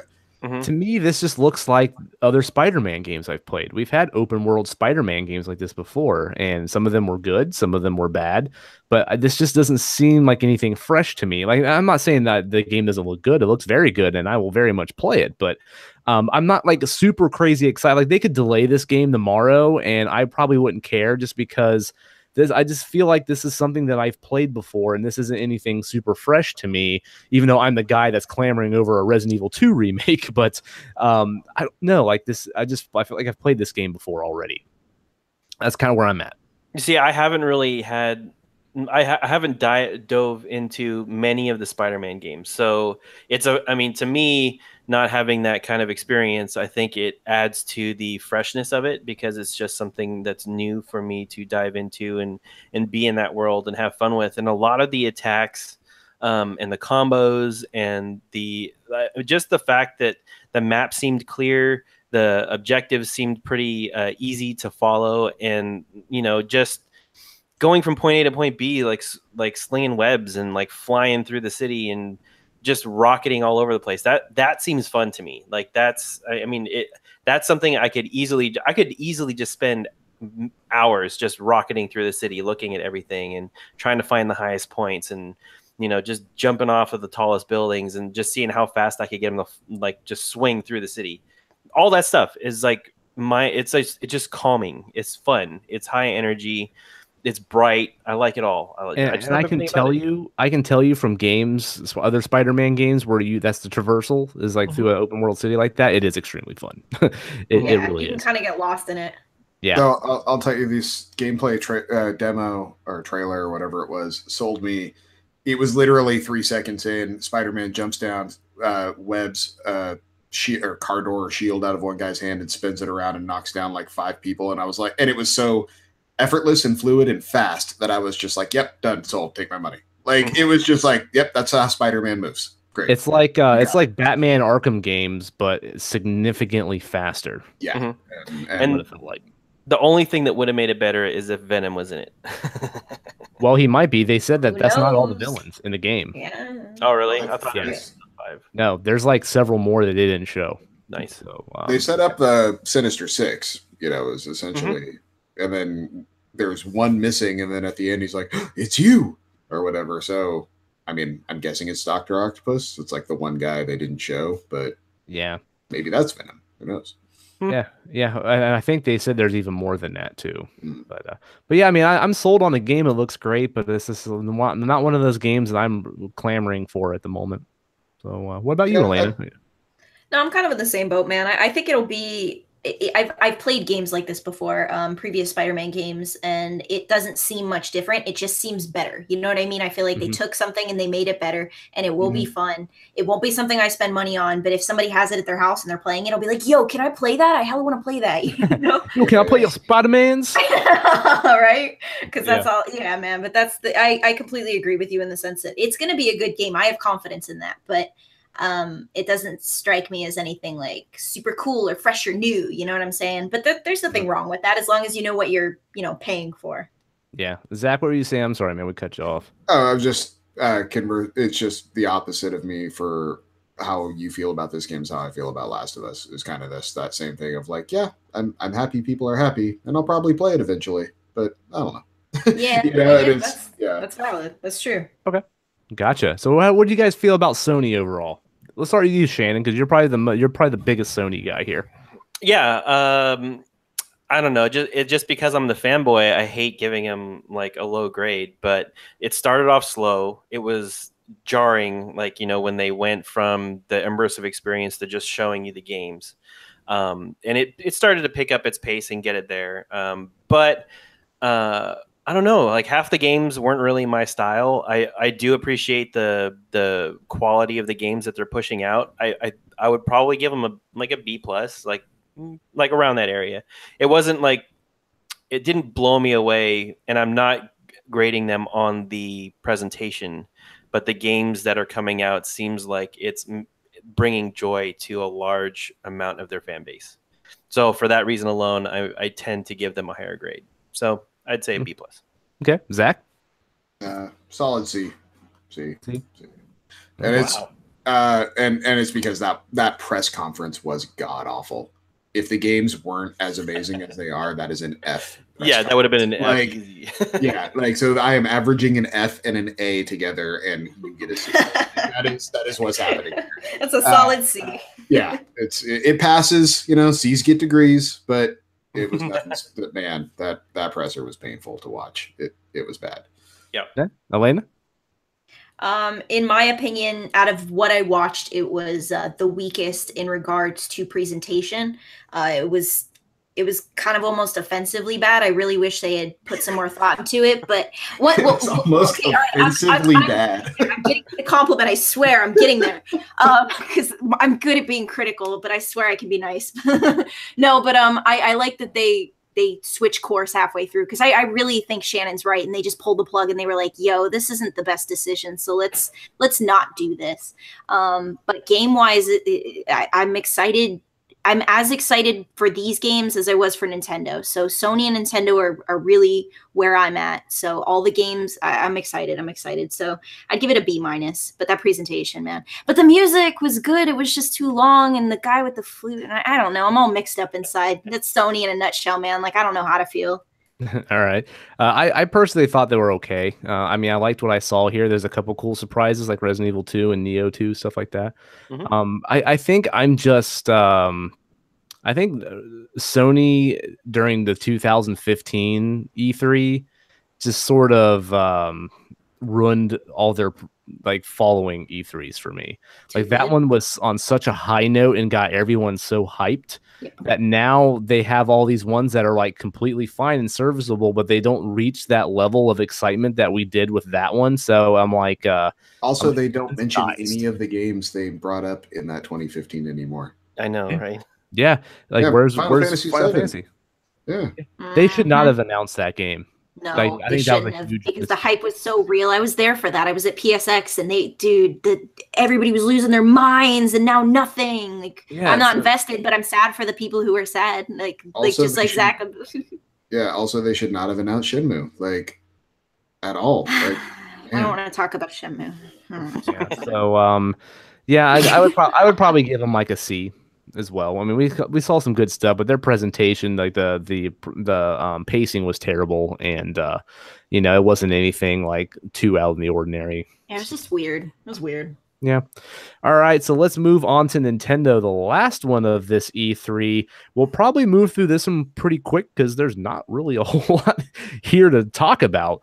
The first game they opened up was this Daemon Ex Machina game, which is some kind of mech combat RPG action game thing. I don't really understand what was going on here. Anyone interested in this at all? It's a pun. It's a pun, so I'm into it. But no, I'm not into it. I'm lying. I like that. It's a pun, so I like it. I will say at least it's something new. Yes. So yes, I am interested in it because it's something different, and if it's good enough to make their E3 presentation, it's worth me paying attention to.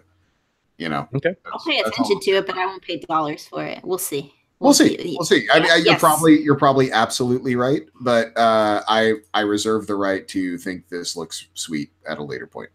Yeah, for sure. Okay. I wasn't impressed with it. What about you, Shannon? I didn't see much of it because I was working. But it is what it is. I'll pay attention to it, and maybe if I'm bored and don't want to play more Xenoblade, then I will maybe take a look at it. Well. It makes me want to build Gundam models. And as I was watching that, I was like, man, I could really go for like a good Gundam model build, because I did that a lot when I was younger. And just like watching that trailer, I was like, I want to. I got boxes of those out in the garage I'm trying to throw away. Give them to me. If they're not made, give them to me. Send them my they're all way. made. They're all made. Oh, well, then I don't want them. You took the fun away. I mean, I have a little like Zona Enders vibe to it. Little Shogo. Apparently you customize your characters and your mechs and stuff in it, so I should probably watch like the deeper gameplay previews of that one that they showed afterwards at the treehouse stuff. But I mean, I'm just saying who knows, but I wasn't ready to just throw it out offhand. Like it looked there was some stuff there where I thought like they did the scale of bosses being city size and stuff while you're fighting them, like that's pretty rad. So I don't know. I'm reserving the right to be geeking out about big mechs at a later date. It looks cool for sure. It does look cool. Okay, cool. They did announce a new Xenoblade Chronicles 2 DLC, which this is actually going to be to give us any more excuses for Shannon to put 200 more hours into this game. Oh my god. Yes, please. It's over. So the cool thing about this is that it is DLC for the first game, but it's also standalone as well. But the first game doesn't come with the standalone version. So you can, if you don't own Xenoblade Chronicles 2, you can still play this DLC by getting the standalone version. So I'm assuming no one cares about this but Shannon, right? Come on. I thought it was a Tales game, to be honest. When I first saw it, I thought it was Tales of Symphonia, because I know nothing about Xenoblade Chronicles. Like, I know nothing. So I saw it and I was like, man, Tales got really dark all of a sudden. Like, this is strange. But no, I don't have any interest. Give me that story. Like, go 500 years into the past where like everything went to hell, and find out why Pyra is so feared like by a lot of the people. It's like, oh god, yes, okay. Please just give me more of the story. That's what I want. It's the plot that really gets you. That's cool. I didn't know that. That's actually really appealing. Yeah, I own this game too, and I just didn't put a whole lot of time into it. And look, there were a lot of problems with, like, for some reason going to the docked version from the handheld version. Like, a lot of the timing is off on the combos and like the diving and stuff. So I played a lot of it in handheld mode. I remember the game looked like shit in handheld mode. Like it was blurry and awful, very low resolution. But if you dock it, it looked fine. And I also remember that the compass was all kinds of screwed up too. Like it would point you in all kinds of crazy different directions, and I felt like it was always leading me astray. I think that's part of the reason why I kind of put it down and never picked it back up. Yeah, the compass is still kind of wonky. If you have multiple objectives in the same direction, it's hard to differentiate those out and split them out. But you can turn on and off the main missions or the side missions. So if you really want to just focus on one thing, you can. So that makes it a little easier. As far as the graphics go, I've never really seen anything too blurry in handheld mode. Like there were a lot of patches that went into it like in the beginning, and even then they've patched it and updated it recently. So I would say give it a try. Give it another shot. You might like it. Yeah, I mean, this is like right when it came out too, so they could have fixed the resolution on the dock mode. I don't know. I would hope so. Yeah. So all right, Elena, you finally can talk about it.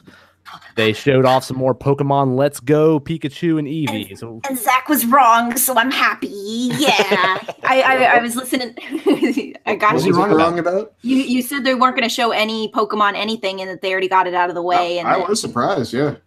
Were you happy about it? Because it didn't seem like they shared a whole lot of new information. Maybe a little bit more gameplay, and then the cost of the... did they already tell us the cost of the Pokeball? Because I was like, whoa, that's a hefty... Yeah, it's a hefty price. I don't care if... $50. I don't care if I get a free ass Mew. That's a lot of money. Like you can buy a you can buy y'all the got game. Oh God! You can He's buy got a little Charmander going around. It's Charmeleon. You can buy the game with the Pokeball for $100. So like you save like $10 off on the game. Yay! Oh, is that a shiny Charmander?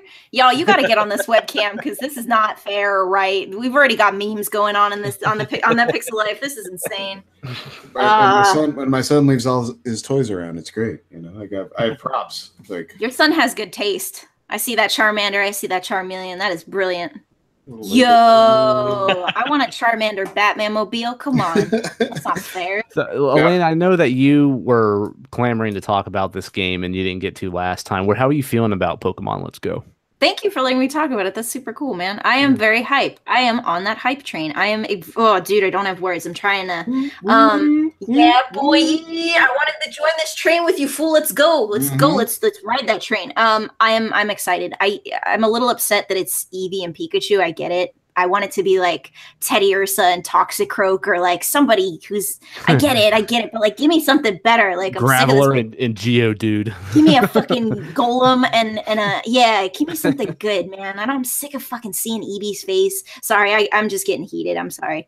But no, the game I'm excited about. I am a little worried about the Go implementation and the way that they're changing catching Pokemon. I don't know how I feel about that, and I don't know if it's going to be something that I can switch back and forth. Like if I just want to throw a Pokeball and have that be that, can I do that? Or do I have to physically use the motion control? I don't know how I feel about the Go implementation. It's exciting and it's innovative and it's new. And that's why I like Nintendo so much, because everything's so like bright and refreshing and different. And they really take risks. And oftentimes it's, they get rewarded for it. But this is another game I will buy day one. Dang it. Yeah, the more they show of this game, the more I'm interested in it now too, because I think a lot of my fears have been alleviated. Like, don't do it, Josh. Don't do it. No. Shush. No, wait. I was worried about this game was going to be too stripped down and not like a real Pokemon game, but the more I see of it, it looks like it very much is a real Pokemon game. It's just simplified, and I'm okay with that because I thought there was way too much shit shoved into Pokemon as it was. To kind of muck it up and complicate it a bit. So I think I'm kind of sold on this now too. That's the thing too. We still get those main games. Yeah, exactly, man. We still get a main game in 2019. So I think the people who are complaining are just being exceedingly critical and could spare to chill out a little bit. This is Elena talking to Elena. Chill out. You know what I mean? It's exciting, and I really am excited to see what they do with it, because if this is successful, it's a game changer. You know what I mean? It will change the way we play games in the future. Maybe not for Sony or PlayStation or PC. Sorry, so you know what I mean, Xbox or PlayStation or PC, but it will change things, and I think people, other people will follow suit, This could work out for them, and this could possibly be a preference for a lot of people in the way the gameplay works here. That was my theory, was this is the big test, to see how successful some of these mechanics are when they put them into a more real game. And I think your next real game after the 2019 one could have some of this stuff worked in. I feel like people like it. Or that they could try to be breaking off Let's Go as a second, RPG, and then they have Go every other year. I could see that being a thing too. Oh, yeah, sort of like Call of Duty, like just have two different developers knocking them out every year or something. Wow. Oh no. And this is why I don't watch E3, y'all. Like, my wallet is just, I'm so ready. It's open, it's willing, and I don't have the funds. So I can't think. There's so many games I saw this year, you guys, that I really want to play and buy, but I was like, nope, don't think about it. Don't think about it. You can't. It's just stop. So dude, tell me about it. Tagging up on that, January and February is going to be a bad month for my wallet. Right, okay. Who's moving out of February? Like that. It's ridiculous right now. I can't even remember who all was coming out, because Capcom's got both Devil May Cry and Resident Evil 2 dropping like within a month of each other, right? Yep.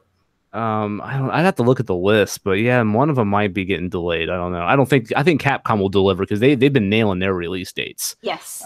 They haven't. I don't think there's anything they've really pushed back, but yeah, so something might end up getting moved. I don't know. So next up, they announced Super Mario Party, which comes out in October. I don't care. Anyone care? I'm excited that it's an actual Mario Party game rather than just a clusterfuck of pseudo fun like the last one was. But I won't play it. Yeah, I mean, if I want to ruin friendships, I'll just get drunk and say stuff I shouldn't say. I don't need to play a game to do it. That game is. I remember playing some of the original Mario parties in middle school when I helped tend to the library or something like that. They had that. I used to get into fights with people. They were like, "That's not fair," and I was like, "Welcome to Mario Party." Like, of course it's not fair. Like, yeah, I think it's kind of cool how you can combine your handheld screens and solve puzzles. Like, that was kind of neat. But I mean, are there going to be a lot of situations where people have multiple switches where they're going to be moving them around like puzzle pieces and stuff? I don't know. That's what Nintendo's pushing for this entire conference, is just get out of your house, use your Switch outside of the home, use it with your friends, use it in a cafe, use it while you're camping, use it over here, use it over there. And I get it, but I'm not going to. Yeah. I'm gonna use it in my room, and I'm gonna use it on the toilet, and that's it. Yep. Don't use Elena's Switch. Yeah, never borrow Elena's Switch unless you want pink eye. And that's how you get pink eye. Yes. Oh, by the way, February is Metro Exodus, Days Gone, Anthem, Crackdown 3, Trials Rising. Division 2 hits March 15th, and then January 29th is Kingdom Hearts 3. So I think Crackdown's going to get delayed into the summer. But and I'm guessing Anthem might get pushed too. Yeah, they're giving us an opportunity to start saving up. It's good.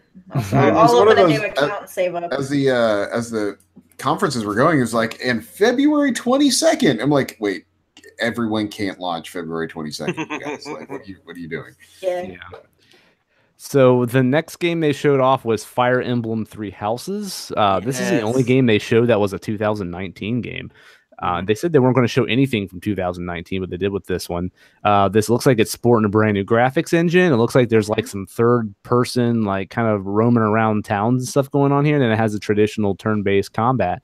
I like Fire Emblem, but I don't love it. This is a game that I buy them every so often, but I'm not going to run out and buy every single Fire Emblem game. The last one I bought was Awakening on the 3DS, and I enjoyed it. This might be the time for me to finally jump back into Fire Emblem. This one looks pretty sweet. Anyone interested? Yes, give it to me now. Yeah, I'm surprised, Shannon. And so what's your experience with Fire Emblem like? Tell me more about that. Yeah, I want to. Well, like, what about it? Like, I got in late to the 3DS like situation. What was your first game? I want to say it was like Street Fighter.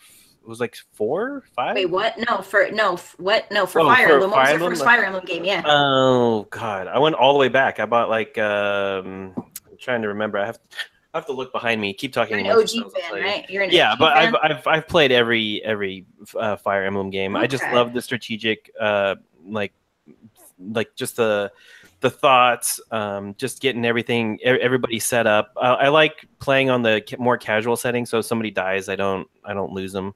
But I just like all the different classes, making them all work together, the storylines, the just the the village, going and raiding other people's villages and attacking their towns and seeing like just how they had everything set up and seeing how strong their people are. It's just all of it. I love I don't know what it is about it. Like, it's just a tactics game that stuck with me, and I enjoy it. Same, complete same. The only other turn-based tactics game that I was really on board with was I think Final Fantasy Tactics, but it was the opposite of you, Shannon, and I started backwards. I started with Awakening and then worked my way back. And Awakening is probably one of my top 20 games of all time. It really was formative for me, and I remember getting it almost by accident. And next thing you know, I sunk 300 hours into it, and I can't find it either. I don't know where it is. I want to play it. I don't know if you guys saw my Twitter feed where I showed everybody I found that stack of games that I had thought I lost in Japan. Well, I can't find Awakening, so gotta find that next. But yeah, that game's phenomenal. So I can't wait to play Three Houses.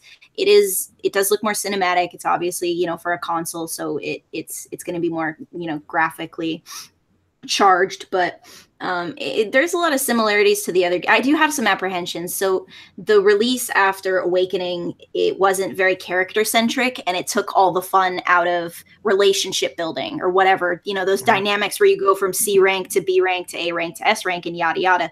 It was not interesting, and I am so apprehensive that the character dynamics and the relationships being built between these characters in this game is going to be as subpar as in, what was it, Birthrights and Conquest or whatever it was called. I don't even remember. I didn't even finish that game because the interpersonal relationships were so poor. So if they can do that and do that well, I have confidence in the combat. I know they can do the combat well. I know that, but they need to make sure that this is a plot driven game. If I'm not interested in the plot, I'm out. I'll be upset, Yeah. But I won't. This isn't a game I'll buy day one. I will wait for reviews because I need the peace of mind that it's everything I want it to be, but I really desperately want it to be what I want it to be. You know what I mean? I'm trying not to project too much onto it, but I do have high expectations for this game. Okay, cool. Now, all right, here's time for me to get pissed off here. Yes, time. All the right, moment of truth. There we go. So the next game they announced was Fortnite for the Switch. And as you guys know who listen to this podcast, I'm a pretty big fan of Fortnite. I play the game a lot. I buy the battle passes every season. I don't spend money on skins or anything, but I've unlocked all the skins through the battle passes and stuff. I'm a really big fan of this game. So they announced it was coming to the Switch, and I'm like, rad, that sounds awesome, because I would love to play mobile Fortnite, and the iOS version is not fun to play. The controls are terrible, and I don't like it.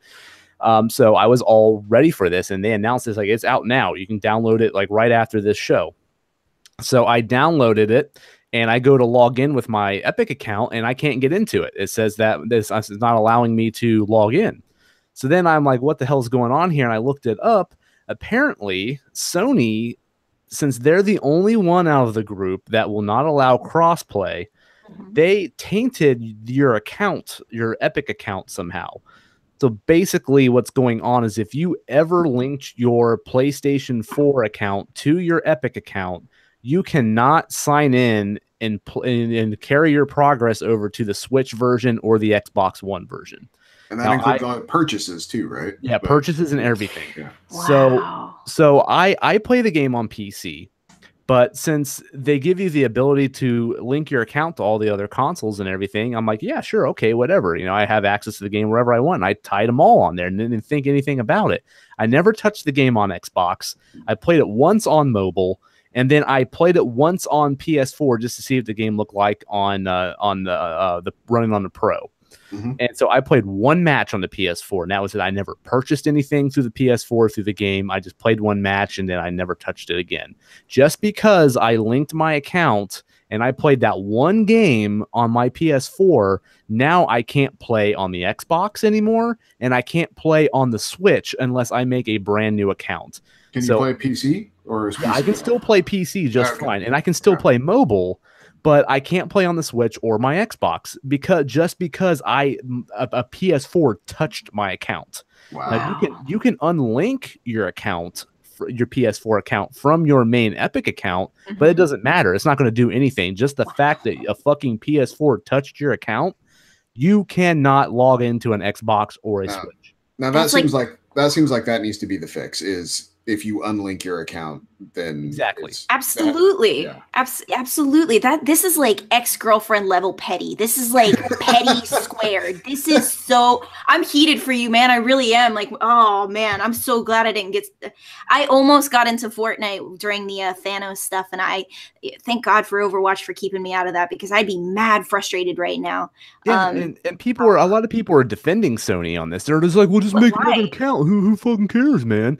I'm like, I care because I spent money on this game, and the game is designed to have your stuff carried over no matter where you play. That's what you paid for. You paid for that. Yes, and that's part of the appeal of getting the battle passes every season and stuff. That if I want to play on the Switch and try to knock out some of my challenges, I can do that. And then when I get home from work, I played them on my lunch break. I can go over work, hop on my PC, continue where I left off. That just synergy between all of those consoles is what the appeal is to that. And the fact that a PlayStation 4 touched my account, even though I didn't purchase anything through it, just completely ruins all of that. So I can't play on anything. And I can't even unlink it and go play on my Xbox or anything like that now. There's no way to fix it. And people are in an absolute uproar about this. If you go to the PlayStation's Twitter feed, every single thing they have posted about E3, all the Twitter responses are all just people slamming about this. No one has made any statement about this whatsoever. And apparently this problem has been going on with the Xbox for a while. It's just no one really knew about it until the Switch version came up because more people have Switches and are going to play on a PS4 and or a Switch. Most people aren't going to play it between an Xbox and a PS4. They're going to do one or the other. So the issue never really popped up much until now.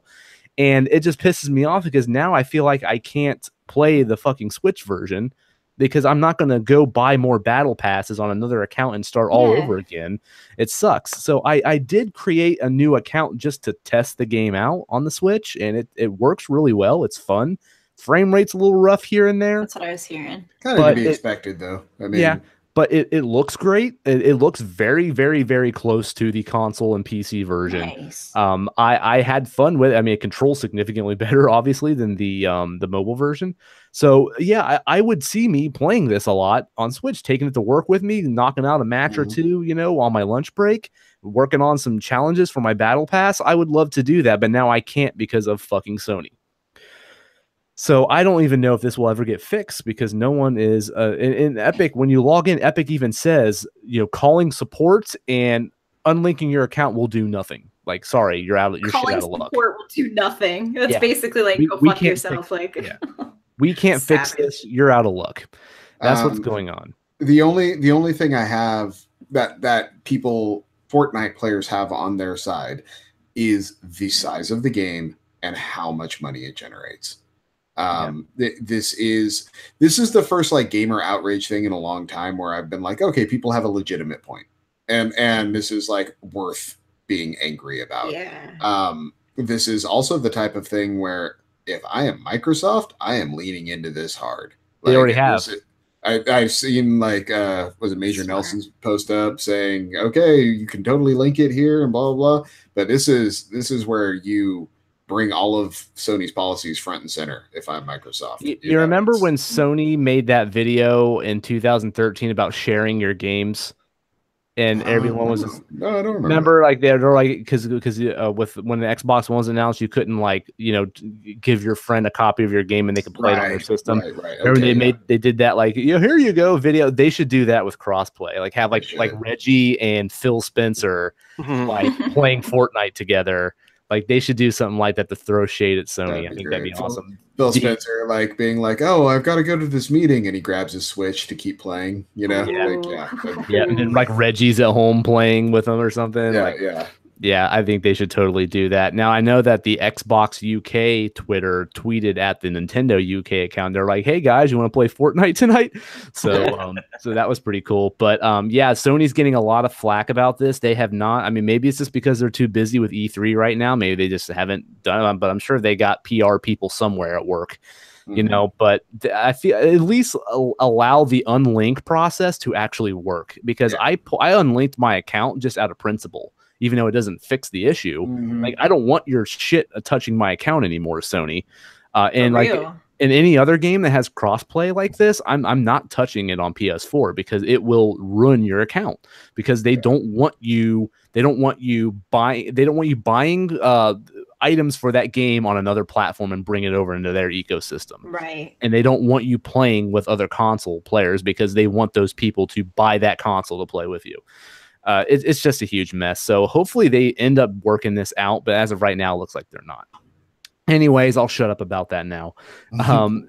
Next up, they announced Overcooked 2. I don't know if anyone's interested. I like the first Overcooked. It was good. I'm willing to watch more. It's fine. Okay. They announced a game called Killer Queen Black, which looked like some kind of like retro Smash Brothers kind of thing. It was an arcade game?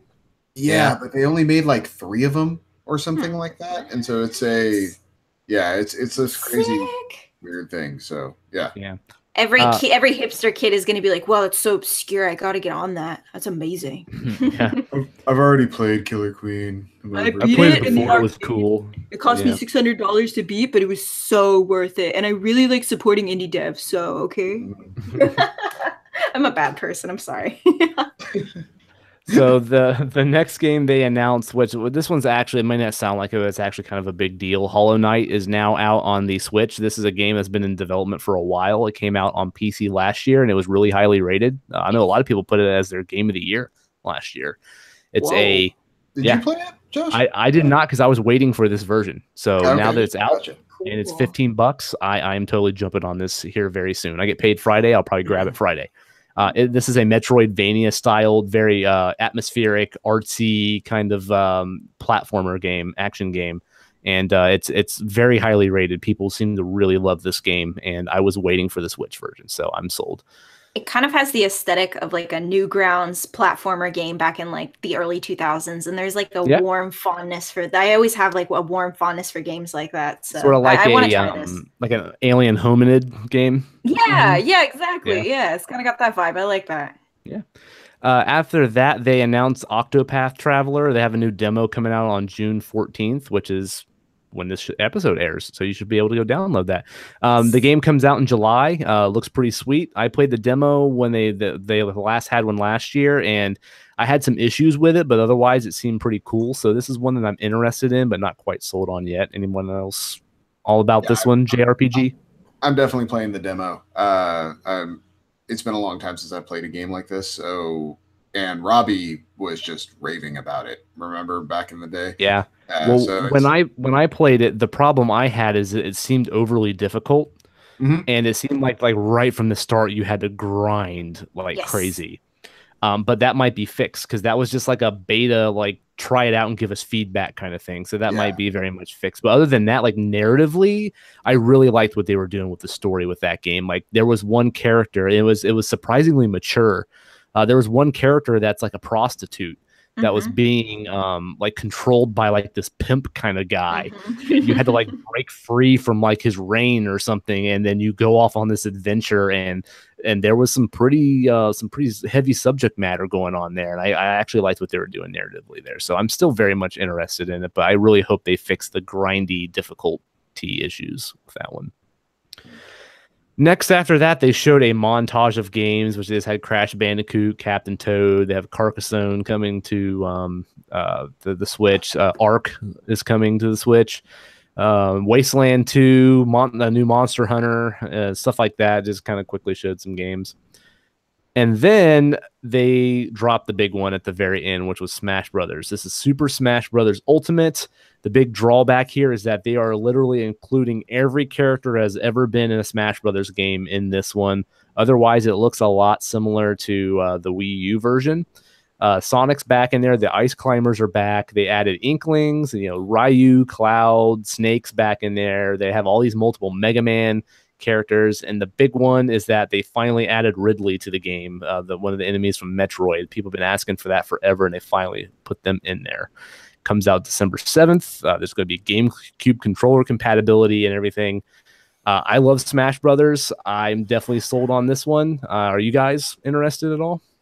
Well, this for me is where the conference kind of was, I don't know, it was so heavily dedicated to Super Smash Brothers that the montage that was prior to this, it just felt so rushed. And I was like, y'all should have spent just a little, not a lot, I get it, just a little more time on these individual games and a little less time on Smash Brothers, because they really went in like minute detail about every little thing. And as much as I understand that, if as somebody who's not a diehard Smash fan, I was like, okay. And I was just kind of waiting. But I do like how they kind of, how do I put this? So there's something for competitive players, the GameCube controller compatibility, the percentage points for damage. It's like that to the very decimal point at this point. There's 3D dodging in midair. There's diminishing returns on dodges. So if you dodge over and over again, your invulnerability window is shorter and smaller. So that's very cool for competitive players. But they also kept it pretty simple for people who aren't as invested as the competitive players are. But I just felt like too much time was spent on it. Yeah, they even broke it down to like animations and crap in here. And I remember everyone's freaking out over Snake's butt. Apparently, they fucked his butt up. It ain't no butt no more. Yeah, he's I got want that peach. Yeah, he got that badonkadonk no more. So they should have had an animation in the game where he's crawling, but just sticks his butt up in the air while he's. That'd be funny, but Catherine Zeta-Jones style. Yeah, there you go. Yep, entrapment. So yeah, I mean, I think it's awesome that they have every character ever plus more in this game, and it looks like it's fully featured. And I really hope they add meaningful single player content here, because the last couple Smash Brothers games I thought sucked when it came to single player content. I want that melee like single player adventure stuff back.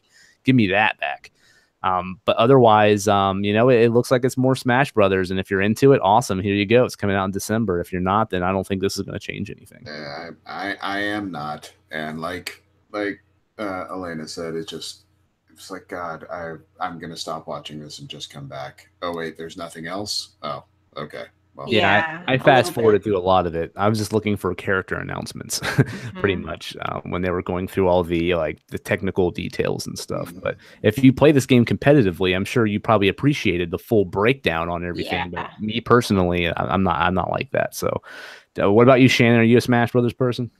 I've never played a Smash Brothers game, so I will probably just buy it, just to try it, just to see what it's about. But I feel a little intimidated by this game. Right? Going into it blind? Yeah, absolutely. No, this game's pretty easy to get in. It's like easy to play, hard to master kind of thing. Yeah, I like that. That's true. But it was intimidating, especially if, let's say you came into this blind and you had never had any kind of introduction to Super Smash Brothers. I'd be like, whoa, what? Like, this is too much. This is too much too soon. Give me a break. Yeah, the way they were breaking everything down, it just was like, wow, that maybe I just missed the curve on this game, and it's just fun to watch people play, and I'll just, save my money. But, I want to see what the buzz is about. I want to give it a try. So I'll buy it, but I'm hesitant still on how much I'm going to enjoy it. All right. So let's go ahead and wrap this up. Now, first thing I want to ask you guys, how did you feel about E3 overall this year? Zach, let's start with you. And maybe it's just a little bit different because I'm not there in person this year or whatever, but I thought I just overall had less buzz around E3 this year. I think it might be because you've said it a few times, and I think it's true, Josh, that maybe we're just in this kind of the last lull before the next big wave of console announcements and major stuff hits. It's kind of that weird tweener year. And I think it's showing. It's just one of those things everyone's kind of like, yeah, okay, that's fine, but what's next? And no one's ready to talk about that yet. But we all kind of know it's coming. So Yeah, for me, I felt like this was all 2019. Yeah. Like there was very little to chew on for this year. I feel like this holiday season is probably the least interesting holiday season for me this generation so far. That being said, February 2019 is 8 months away. Yeah. It's not like we're talking like crazy far. All the games that I really want are coming in that like early 2019 window. So It's not like we got to wait long, you know? Yeah, the little kid in me right now is just like, please give me these games. I want to play them right now. But then, and you know, it seems like 2019 is so far away. But here we are, like 6 months to 6 months to 2019, and I'm just like, oh, okay. Well, when I kind of put it that way, it's not really that far. Yeah, but I mean that's the big thing for me is like there wasn't a lot of hype going in, and everything was all next year stuff. I didn't get too many games this year that I'm going to be excited to play this year. You know, so that's what kind of killed the excitement for me going around this. So I'm actually kind of glad it's over now. Like, let's move on. Let's get this year finished and let's hop into 2019 so I can play the good stuff. Give me that Resident Evil 2. You know, that's what I really want. Elena, what do you feel about anything? I don't know, man. I feel like I feel like a lot of people went into this with what they wanted rather than what they knew they were going to get, if that makes any sense. Like they projected, like they projected their dreams and their hopes and their desires onto E3. And again, this is the first E3 that I've watched very thoroughly, just because I don't want anything reminding me that I love video games so much and I want to buy more, and I can't. But anyway, it was, how do I put this? I don't know. I'm kind of getting stuck on words. We have to be careful how we treat things like this, because if we go into it hoping for all of our hopes and dreams to come true, it'll never happen. You know what I mean? So as long as you go into things like this level-headed, you won't be super disappointed. That being said, there were moments where I wasn't disappointed. I was just uncomfortable. Things like this can get pretty cringy, and there were moments when I was watching where I was like, I don't want to, this is weird. You know what I mean? Like, it was cool. It was fun to watch. I want to buy so many games, but I can't say too much just because I'm such a newbie. So I'll know more next year. I'll talk to you guys next year. Okay. So who do you guys think won E3 this year? Out of everyone that we covered on these past two episodes, who do you think nailed it this year? I think Andrew WK nailed it this year. Yeah. Because there's always a party for that guy, right? That guy's always partying. He got paid, man. That's why he's winning. That's why he won E3. He got paid. Have you guys ever listened to an Andrew WK album? Like first, like track 1, let's party. Track 2, party, party, party, party. Track 3, hey, we're gonna party. It's like every song's about party. Oh man, I guess I'd say I'm shocked to say this, but I didn't watch the PC conference, so I have to let you guys missed know nothing. Okay, yeah, a game where you can play as a shark and eat people. That was about the highlight of that one. Damn, I missed out on some good stuff. I'd say Microsoft. I didn't expect that to be my answer, but I really liked how, maybe it was because it was the first one I watched, but it just felt like a non-stop, like game. Here's a game. You want this game? Here's this game. You want this game? This game. And I wish I had my webcam because I'm just like punching the air right now, but they're just throwing games at your face. You like this? You fucking asshole. Take these games. Yeah. You're complaining. Here's this. Take that. Take this. It was impressive. And one thing I didn't really like about E3 overall was just the showboating and the numbers. And I get it. It's all about, statistics and money and, how many people are buying your game. But one thing I appreciated about Nintendo is they didn't do that so much. It was more about here's the games rather than here's how many games we've sold and here's, our projections for blah, blah. And I'm just like, okay, cool. But overall, I'd say Microsoft, just because it was well done. It was mostly well executed, and it was just nonstop games. Yeah, I'm with Elena there. I don't really like, let's pick a winner of E3. I kind of hate that, but it's too bad we're doing it. Yeah, and yet here we are. But I would agree that Microsoft came out firing the most, and you know what? They had to. They really did. And when their show wrapped, I felt good about Microsoft, and that's the first time I could say that in years. Agreed, but I'm still not going to buy an Xbox. I'm sorry. Like, I'll give it to Microsoft, and I will give them credit where credit is due, but I'm still not an Xbox fan. I'm still not going to go out and buy any, none of that. And you know what? You shouldn't. Like, it's what we were saying last episode, and I still may hold it true. Like, Microsoft is in their Wii U phase. You should buy the next thing, because everything they're doing is shaping up to make the next thing really cool. And I think they know it, and I think they're just kind of stuck with what the hardware they have right now. So it wouldn't shock me at all if Halo Infinite never comes out on Xbox One, ever. You know, like it just would not surprise me. Is it preferred for you at this point? Would you prefer for it to come out next gen? That's a good question, because I really don't want to wait to play it. But at the same time, I want it to be the game they want it to be, if that makes sense. Yeah, for sure. Yeah, and like Cyberpunk's never going to come out on this gen's consoles. I don't. Actually, they said it will. Then I don't believe you. There will be a much better version that comes out on the next gens. Yeah, they actually did say. What about you, Shannon? Well, I stand by it. I think Bethesda did the best job. That's you know what, I think there's a strong case for that. Totally. Yeah, I was happy with all the games that they touted coming out. Their stage presence was great. I think Microsoft, to counterpoint both you and Zach and Elena, it felt like it was like a Nerf gun, like one of those like shotgun Nerf guns. Like they launched a whole bunch of stuff at you, but none of it had any impact. It was just like, hey, here's stuff to justify you buying a Xbox, and I hope you like some of it, right? Like, here you go. Let's valid.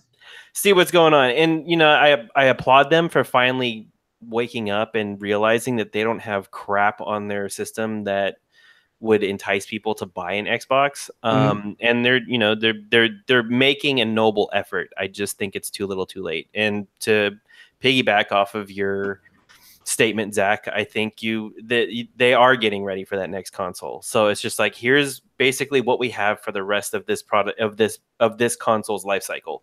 Enjoy it, because the next thing you're probably going to buy is going to be on the next Xbox. Yeah, exactly.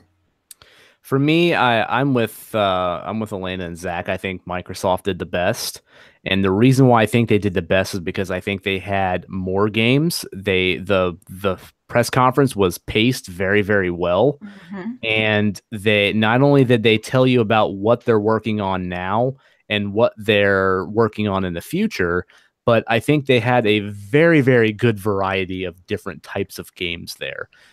On the Sony press conference, we still very much got third-person, narrative-driven, over-the-shoulder action game. You know, with Microsoft, I just think they nailed a variety, and I think that's something that they really needed to do. I'm still disappointed that they didn't announce much of anything for me to play exclusively. Oh my God, my phone went off. Anything that they played, there's still not a whole lot that I'm looking forward to this year exclusive for Microsoft. But I think looking forward with them, I think they did the best job. Now, the one thing I wish Sony would do is, and this is one thing Microsoft always does, is that Microsoft likes to tell you what they're doing with their console. You know, like what they're doing to improve Game Pass, what they're going to do with firmware updates, even though they didn't do that this time, but they usually do. And they give service updates and stuff like that. Sony hasn't really been doing that at all. It's just, here's some games. You know, like what else are you doing with the PS4? Like, I like to hear a little bit of that stuff too. And Microsoft still doesn't let us change our names. Yeah. Every year I wait for that. Yeah, like what are you doing to improve? Microsoft is constantly improving the user experience with that console. And I like to hear those updates of what they're adding and improving and all that stuff. And we never get any of that from Sony. But yeah, I think Microsoft, I think there's more games I want to play that that Sony showed. But I think overall the best conference and the most enjoyable one was Microsoft. So now to finally wrap it up, I'm just going to go around the room here. Everyone, just let me know what your top 5 games were this E3. Let's start with you, Zach.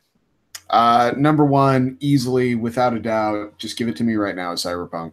I cannot wait to play that game. Witcher 3 was such an amazing world, and this game just looks... let me play it. I can't wait. Just give me Cyberpunk. Number 2, actually, considering I don't have PSVR, is Tetris Effect. Because, man, you give me you can play it outside of VR. You don't have to have VR. But don't think I haven't been looking at VR helmets just to be able to play Wow. a Res Tetris game. Man, it's like, hey, let's make a game Zach would like to play. Oh, you mean Tetris Effect? Yeah, that's essentially what we did. And then number 3 is Halo Infinite, because I'm just a Halo fanboy. I want to see more Halo. I will always be happy to have more Halo. Just I'm good with it. And number 4, actually, Gears Tactics. And it was funny in our Slack. We were talking about it a little bit. I kind of had this moment where I was playing Mario plus Rabbids, and my opening turn was this insane like 10 move combo, and it was just like the first thing I did. And things were popping and going and flipping all over the place. And in that moment, I was just like, I'm going to play the living hell out of Gears Tactics. If it is anything like this, like, yeah, I am all over Gears Tactics. And to be fair, that game looked, when they showed it in the conference, way better than I was assuming it would be. So I don't know what I was thinking it would be, but it looked incredibly clean. And like looking at it in motion, it became crystal clear, like, oh yeah, that totally works, and that's something I'd play. So yeah, Gears Tactics, and then finally, Ori Will-O-Wisp, the Ori 2. Man, that just looks so beautiful and so stunning. And if it's even in the neighborhood of the first Ori, then that's going to be an amazing game. So those are my 5. Awesome. What about you, Shannon? Well, I'm gonna have to say, what is that? Oh man, Kingdom Hearts 3 is going to be my first game that I am super excited for. Yeah, so you awesome. are. I love that you've just owned that. He just whipped out, for I'm- all of you out there, he just whipped out a Mike. No, it's not Mike Wazowski. Sully. I'm so sorry. I just don't know or care. But no, I'm messing with him. He's so cute. Oh man, the 7-year-old inside of me just died a little. Just No, thank he you. popped it up in the frame in the webcam. So cute. Oh man. All right, you win. MVP. Yeah, so Kingdom Hearts 3 is my number 1. Number 2 is Spider-Man. 3, Anthem. 4, the Resident Evil 2 remake, and 5 was Fallout 76. So, Elena. Punchy. Mine is The Last of Us 2. You guys listen to the podcast, you heard the hype. Resident Evil 2, you listen to the podcast, you heard the hype. Pokemon Go, again, you know where I stand. You could practically hear my excitement, even though I wasn't on the previous podcast. I was screaming. You could hear it. I know you could. And I didn't talk about this too much, but Octopath Traveler actually somehow made it just because, and I know that's weird to say because there was so little content to actually play, but it made such an impact on me. It reminded me so much of when I was younger, and I was so emotionally invested in the plot, because when games weren't so graphically advanced in my youth, what did you have? You needed to have a strong story. You needed to have a strong plot. And now we can have our cake and eat it too. And I think that's really what Octopath Traveler is like. And I'm actually playing Bravely Default right now, and there are some similarities in game mechanics there that I really enjoy. And I actually really like how difficult it is. So I kind of don't hope they do away with that. I'm into the grindy stuff when I'm into a JRPG. So I'm excited to play that game, and I will buy it. And then I don't know if you guys heard anything about this. I actually only found this on a list, but through social media, but it's called a Bravery Network Online. And it was announced on the PC conference. I didn't watch it, but I was surprised to see this when I was reading the news, and it's actually being done by one of an artist who I followed for a long time. It's OK Kelly K, and I was shocked when I saw it, and I will buy it just out of support for her or them. I'm not certain. I apologize, but I don't know what it is, but it looks like a Pokemon, like Scott Pilgrim-y type of thing, and the art style is phenomenal, and you guys should go check it out because it looks exceedingly simplistic, but it does look like a lot of fun. And these are all games that I intend on buying, and I think that's part of the reason why they made top 5, just because I don't want to think about games that I can't purchase just yet. You know what I mean? Like, I'll worry about that in February, so we'll see. Okay. For me, number 5, I agree with Zach, Tetris Effect. I never thought I would say the Tetris game would make my top 5 list on an E3 year, but that game just speaks to me. I love games that integrate music into the experience. That's why I love Luminous, and I'm going to buy the hell out of Luminous this month. Game comes out on my birthday, by the way, so people want to give me extra copies. Give it to them. Damn. Yeah. I seriously will buy that game on Switch and probably PS4 or Xbox One as well. Like I will buy at least 2 copies of that game because I love Luminous so much. And the guy who made Luminous is making Tetris Effect. Just in playing that in VR and just being surrounded by the imagery and the music and this cool version of Tetris, like that just looks amazing to me. I cannot wait to play it. Number 4 for me is Sekiro Shadows Die Twice because I'm a big From Software fanboy and I love Dark Souls, and that just looks like a good evolution of that formula for me. So I can't wait to play that. Number 3 is Ghost of Tsushima for me. That again, I apparently the samurais do it for me, but that game just looked phenomenal and I'm super excited to play it. Number 2 is Resident Evil 2. Just because that's one of my favorite games of all time, and it looks like they're nailing that game, and I can't wait to play it. And then number 1 for me is, again, what Zach said, I'm agreeing with Cyberpunk 2077. I'm a huge fan of Cyberpunk, futuristic shit, and Blade Runner is one of my favorite movies of all time, and anything that takes inspiration from that, I am all about. So that game looks phenomenal. Hey, Josh, you know what I just thought of? What was that Blade Runner kind of half pixel, not pixel looking game that they showed last E3? Oh, The Last Night? Yeah, whatever happened to that? I don't know. I gotta look that up because that game looked amazing last year. Yeah, so. I really want to play that too. That was one of my favorite games from last E3 that they showcased. So, all right, guys. So that is it for our E3 extravaganza. That wraps up E3 for us this year for 2018. Hopefully, you guys liked our coverage. Hopefully next year we will be back at LA checking out E3 ourselves like we did last year. So again, follow us on Twitter at That Pixel Life. You can follow me at JD Falky. You can follow Zach at Zackle.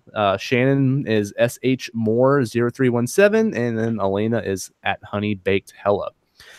Give us an iTunes review if you guys don't mind, and shoot us a DM on Twitter. Give us some feedback. Let us know how we're doing, and suggest some things that you'd like to see implemented on the show. Also, spread the love for us. Give your friends and family the show and have them listen to it, and just hopefully they will enjoy it as well, and also give us some feedback as to how we can improve the show. Otherwise, that'll be it for us. We'll be back to our normal format next week.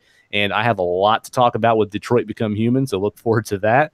Otherwise, that's it for us this episode. I hope you guys enjoyed all the E3 stuff, and we will see you next week. Bye. Hope you had a good E3. Bye. Later.